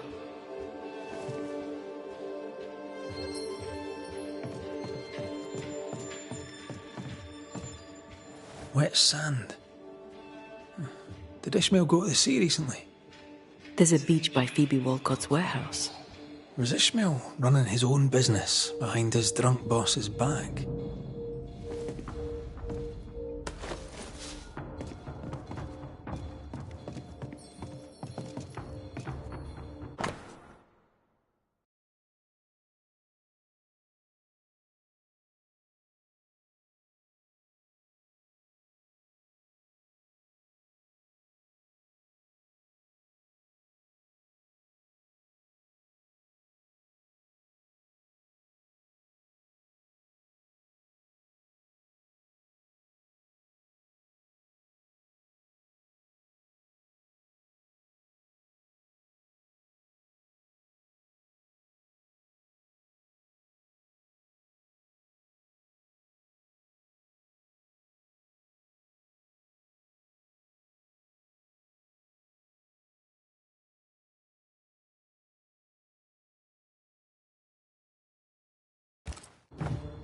A widow, drunk and inconsolable, and a widower, sober and inconsolable.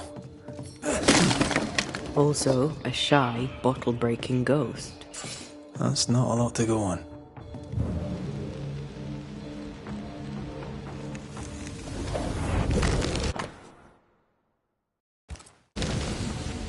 So our mysterious ghost also took time to hide that key. Must be important.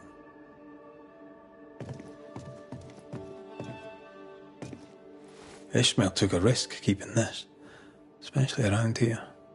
Was he scared of a ghost? I'd like to ask him about that. What exactly does this ghost want?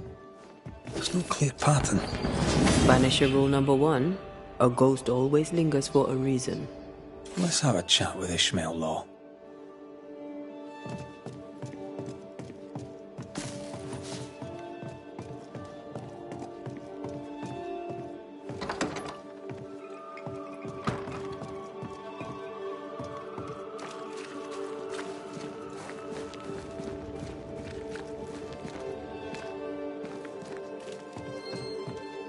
Mr. Law? How can I help you, sir? Kind of easy to work for someone who drinks so much. Phoebe Walcott deals with her pain the only way she knows. But you dislike heavy drinkers, don't you? My friend is wounded by the horrors of the world. She drinks so that she does not weep. But I weep enough for two.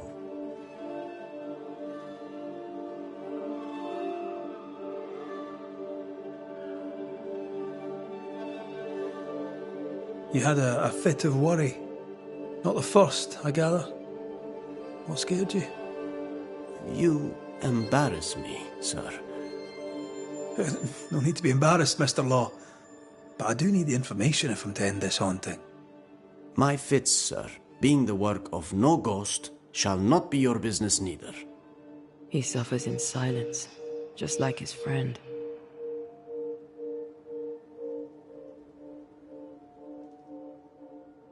The villagers burned the governor's ghost wards, but you kept one in your room. Why? The wards were sent by God. Yes, I keep one in my lodgings. The better to be safe from evil. Since you deposed the governor, here God's voice is little heard. The Almighty, it turns out, is easily deterred. God has forsaken Ishmael law, or so he thinks. God may be easily deterred, sir. But I'm not. Then you had better get to work, for the good folk of the Harrows teeter on the brink.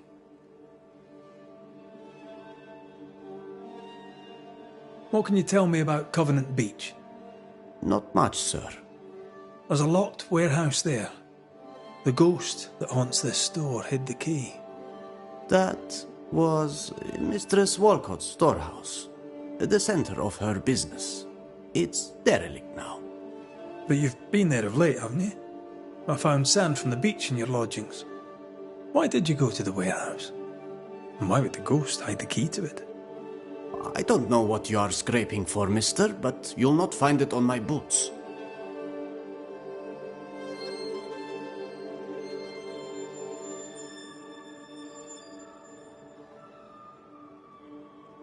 I'll see you later, Ishmael. Anytime, sir.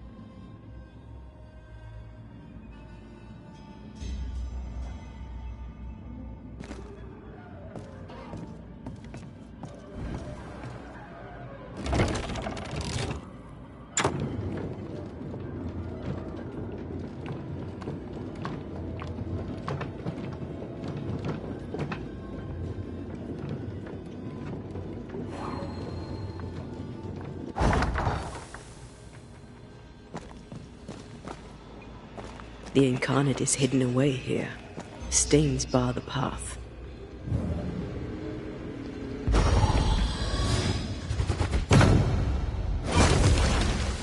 Can't hide now.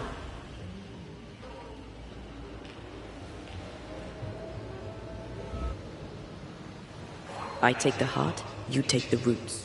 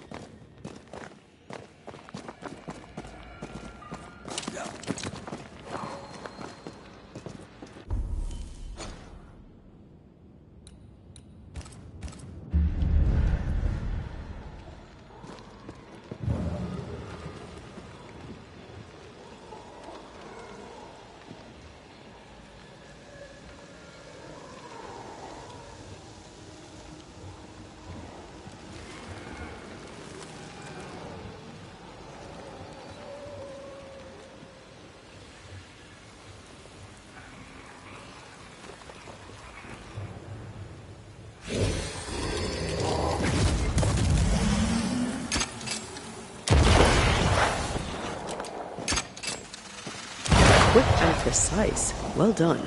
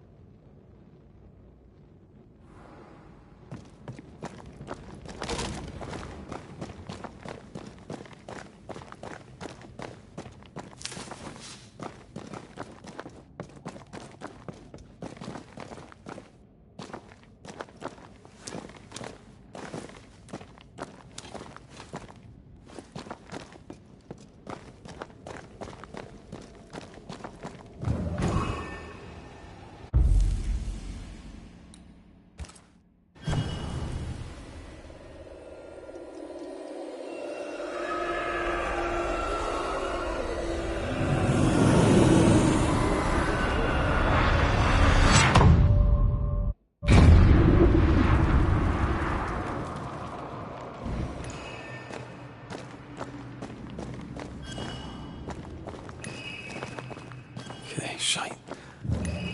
Look, I couldn't talk about it. Couldn't talk about what? You accused me of pretending not to see that you're dead. That's how I feel, Red. You have to accept it. I couldn't face your death. I admit that. Your death left me desolate. I knew in my heart that it should have been me. Then he came back. I snatched at the chance to undo what'd been done. I don't wish to deny your pain. No. I've just tried to deal with mine. Wow. That's... I hadn't thought of it that way. Thank you for your honesty.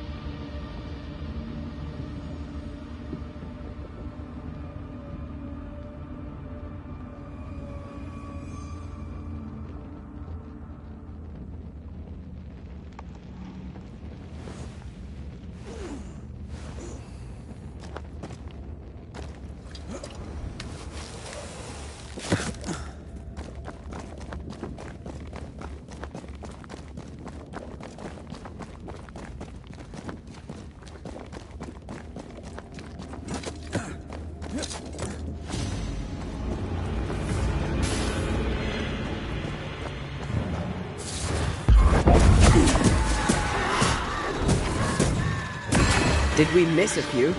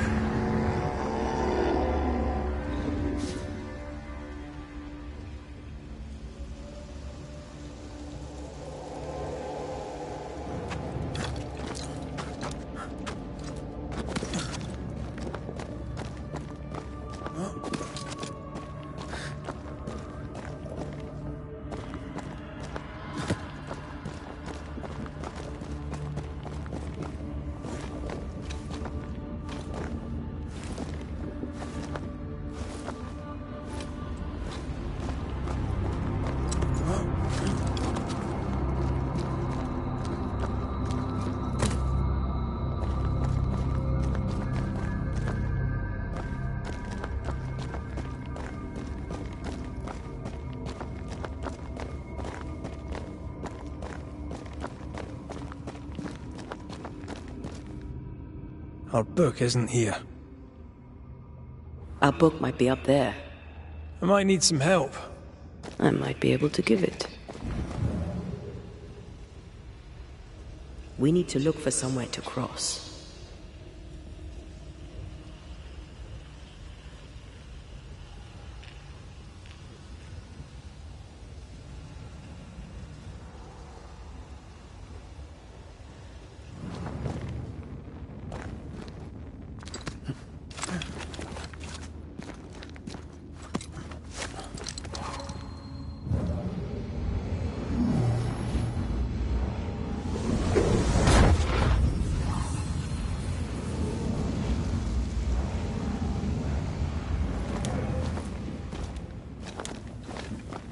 This looks like Lami's stuff. Only more scattered. Even with the void shifting, the book should be around here somewhere.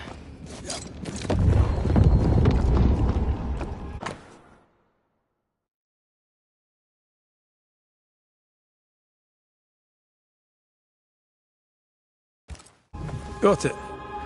That seemed a little too easy. We have the symbol we need. Let's go back to the mountain and find her hiding place.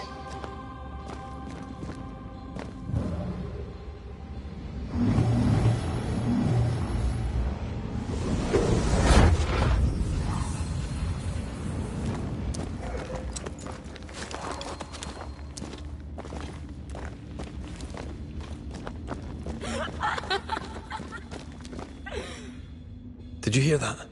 First things first, Red.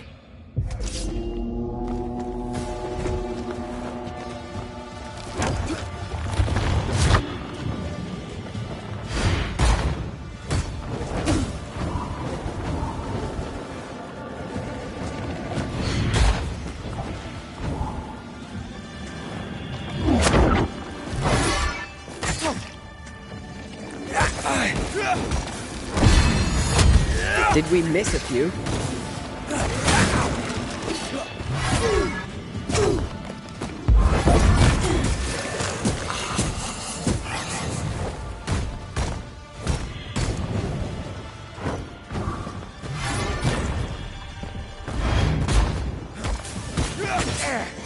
Hey!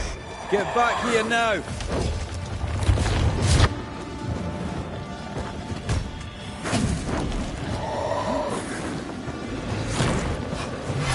For my soul.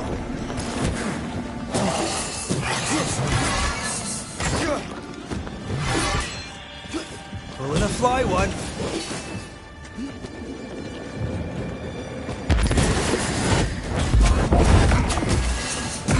Think you could take on a ghost?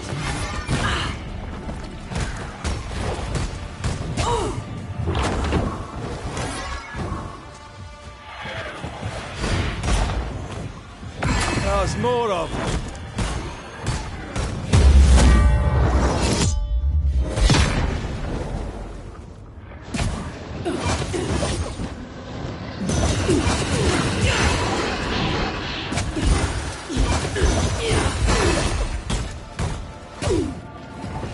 Now the fight's getting interesting.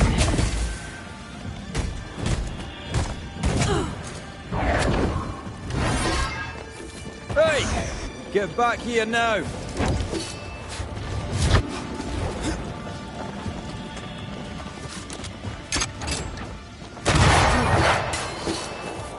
Can't outrun a ghost.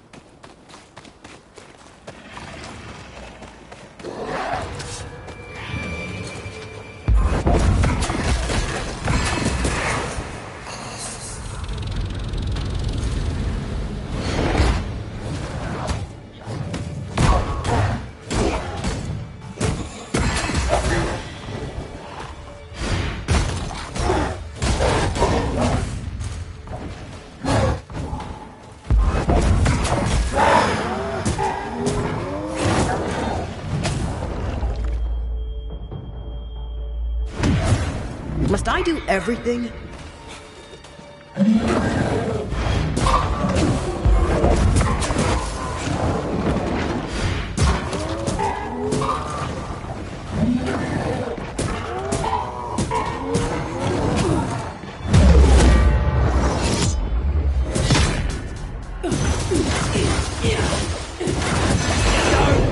Down again!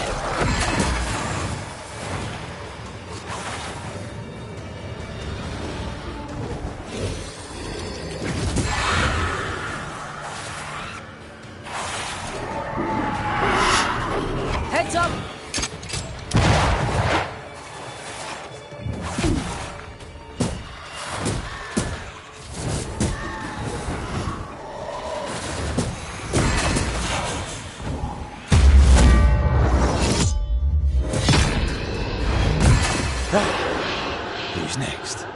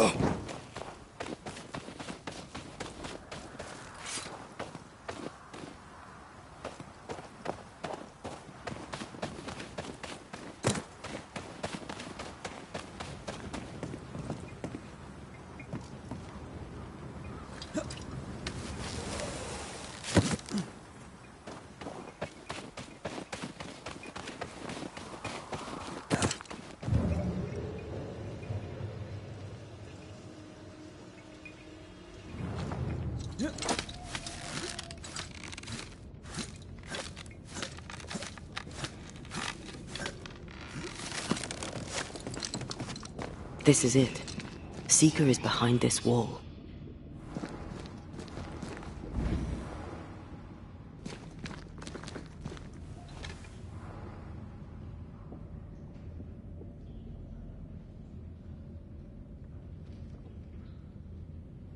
Let the veil of unknowing be lifted. Let us see through the eyes of Grace Pennington.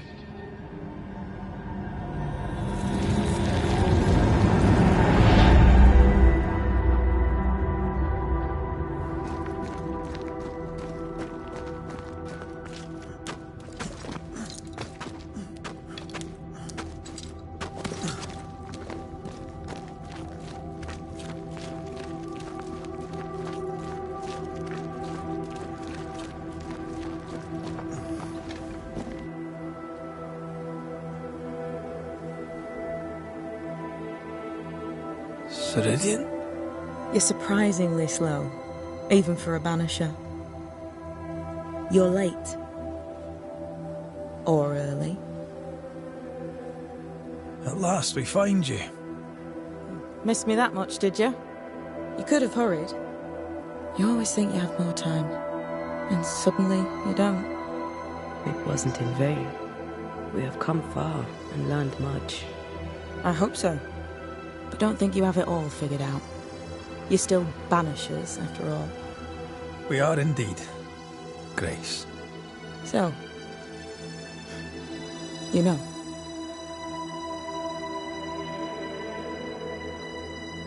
When I asked if you'd known Deborah Comenius, you denied it. Why? Seeker never met Deborah. Grace did. I am no longer Grace, and I don't like to speak for her. Deborah was Grace's teacher. She encouraged her to be herself, to become who I am now. They did not know one another, but without Deborah, I'd have never met Ceridian. And with Ceridian, my entire life changed. Deborah suffered terribly, and the fate she met was exactly the fate I fled. I accept it now.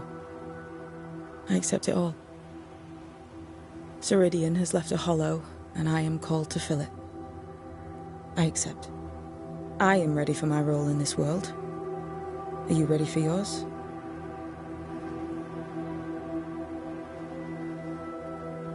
You learned magic by yourself? Not really. Not at all. First, Lammy Haskell's forbidden books told me that magic was real. They say you must look out for the quiet kids. And that was me and Lammy. Reading those books opened my eyes to worlds of wonder.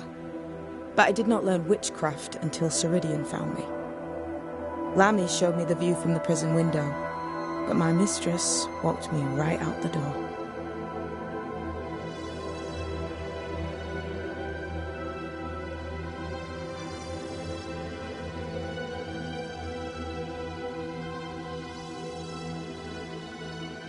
Lammy was relieved to hear you're well.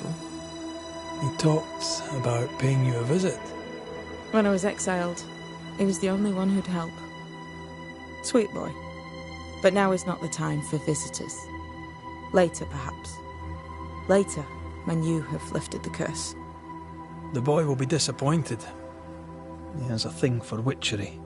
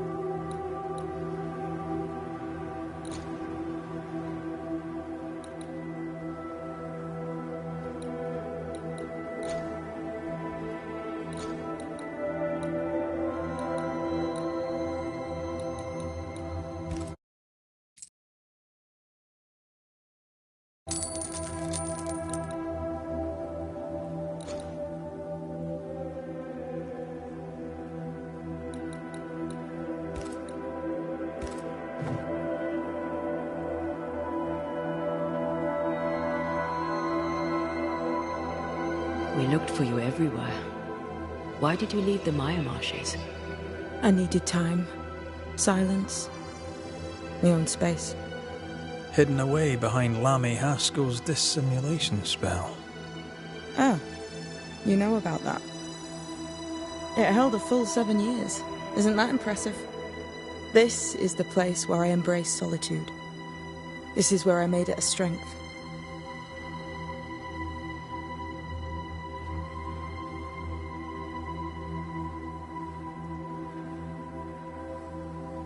Did Ceridian find you here? Not physically. I dreamed of her. I dreamed of the Maya marshes. So, I went there. And I found the island. Quite the thing. Meet your dream in person. I suppose so. At the time, I was more focused on the fun I'd had getting to the island. Also? Our first dance. I admit I ran away. But we have danced many times since then. Old Mosshead, Ceridian and me.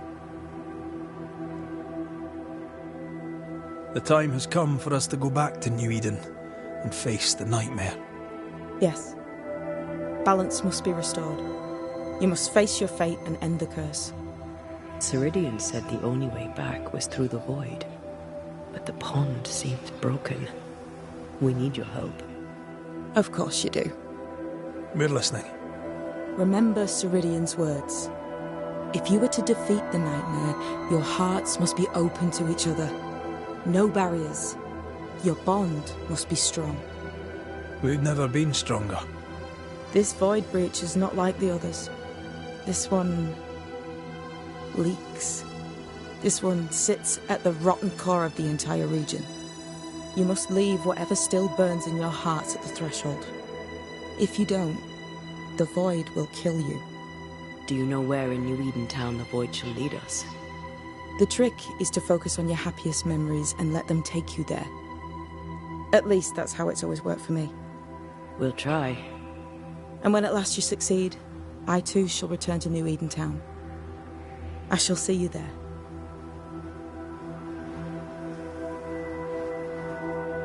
And with that, we'll take our leave. Bring peace to this troubled land and your troubled hearts, my friends. I know it's not easy to hear, especially when it's me saying it. On the contrary. Thank you, Seeker. We'll do our best.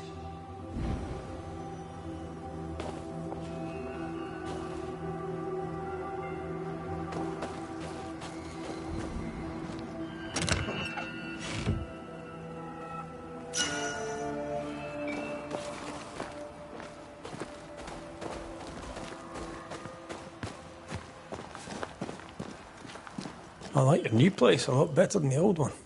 I was a different person then.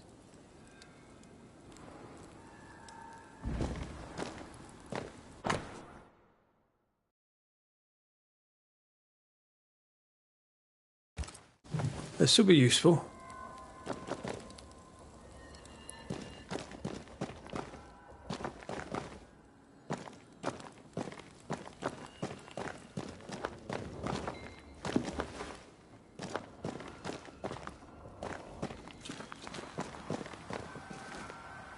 What's that? That is not your concern.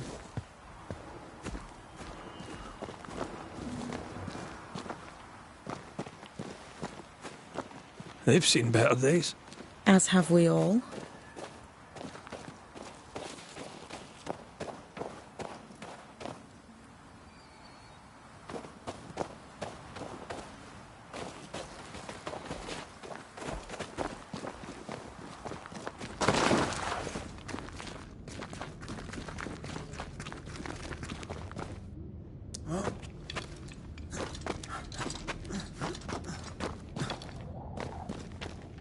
She's the custodian now. May she have all the wisdom of her mentor and more. I wish I'd half the wisdom of mine. You're not as stupid as you sound. You'll be fine.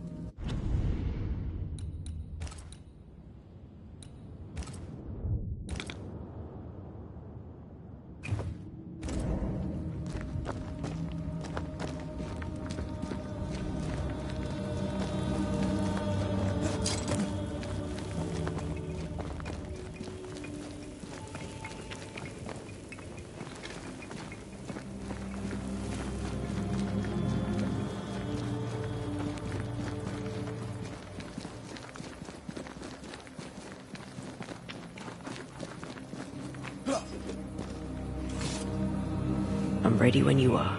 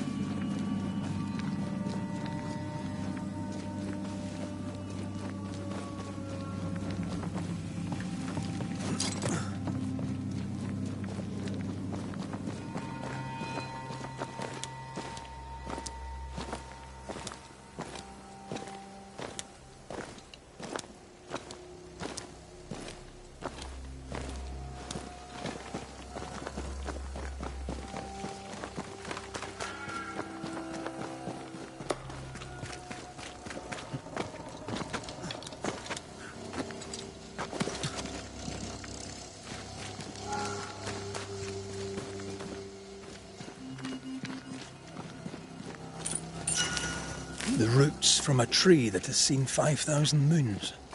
Let's not linger and attract unwanted attention.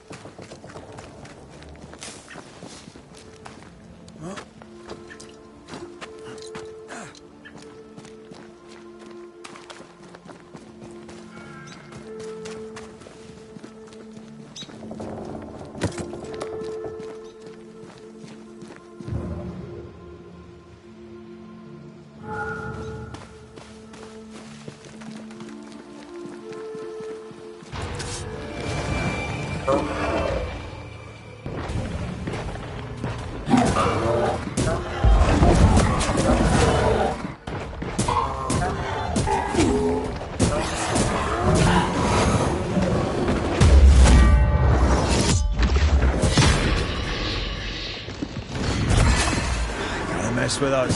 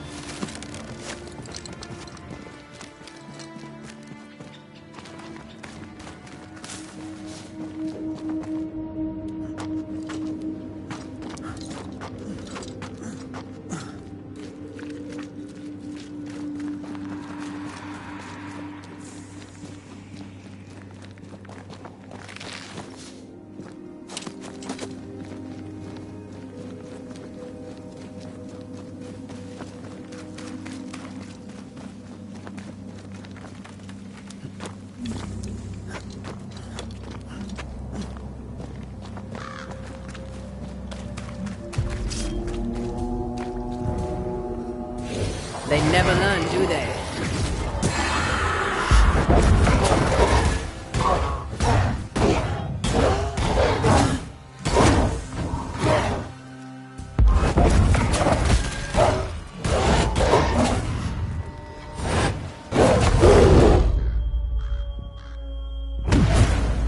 Over my dead body.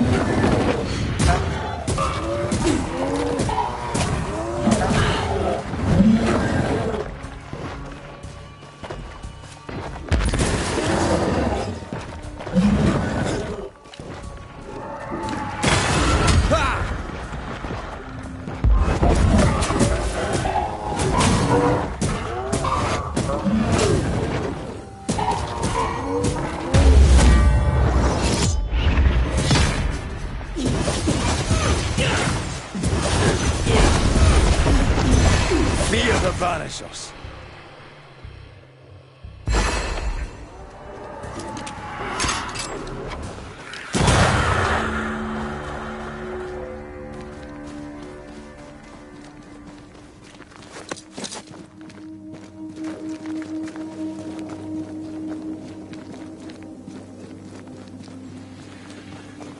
Oh there, corrupted weeds.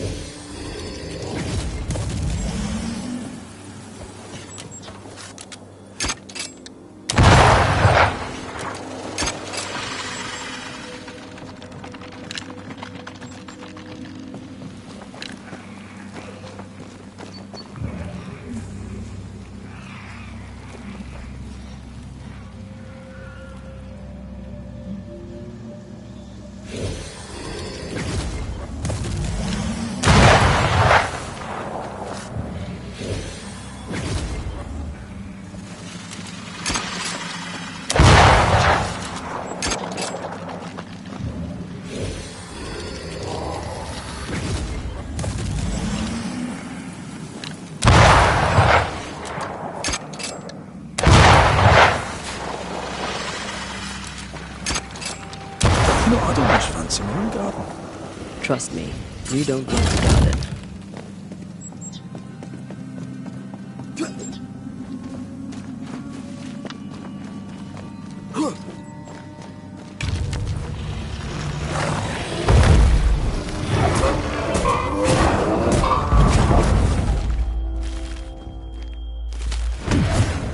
Come on, Red. You got her listening.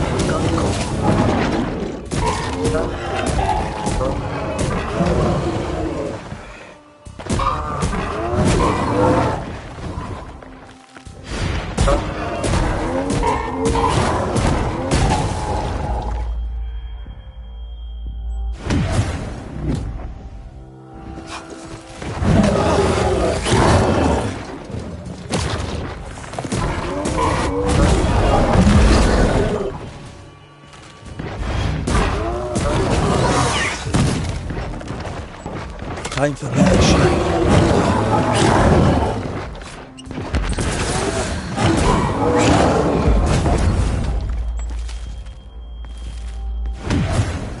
You will not have him. That old gonna shoot.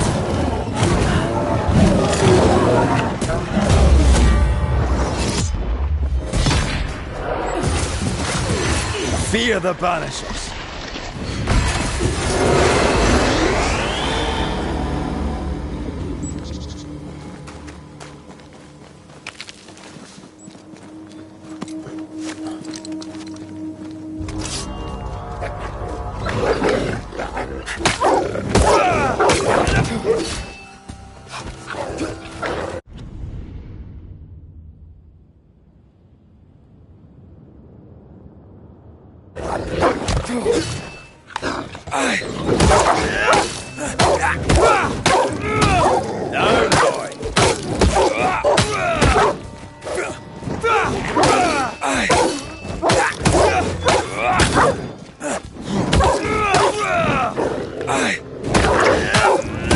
Stay put.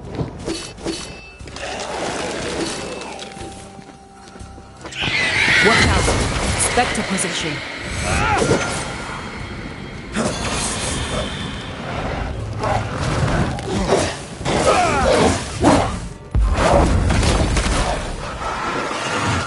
This isn't over yet.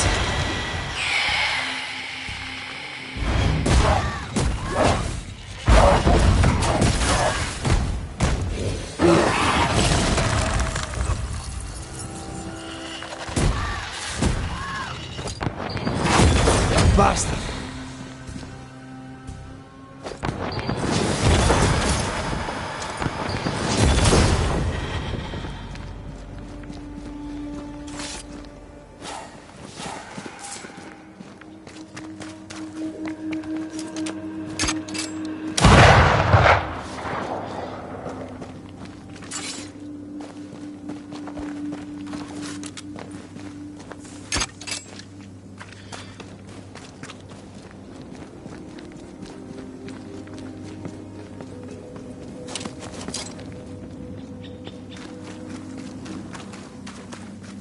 The bridge is down. She can't have crossed. There. A path leads downwards.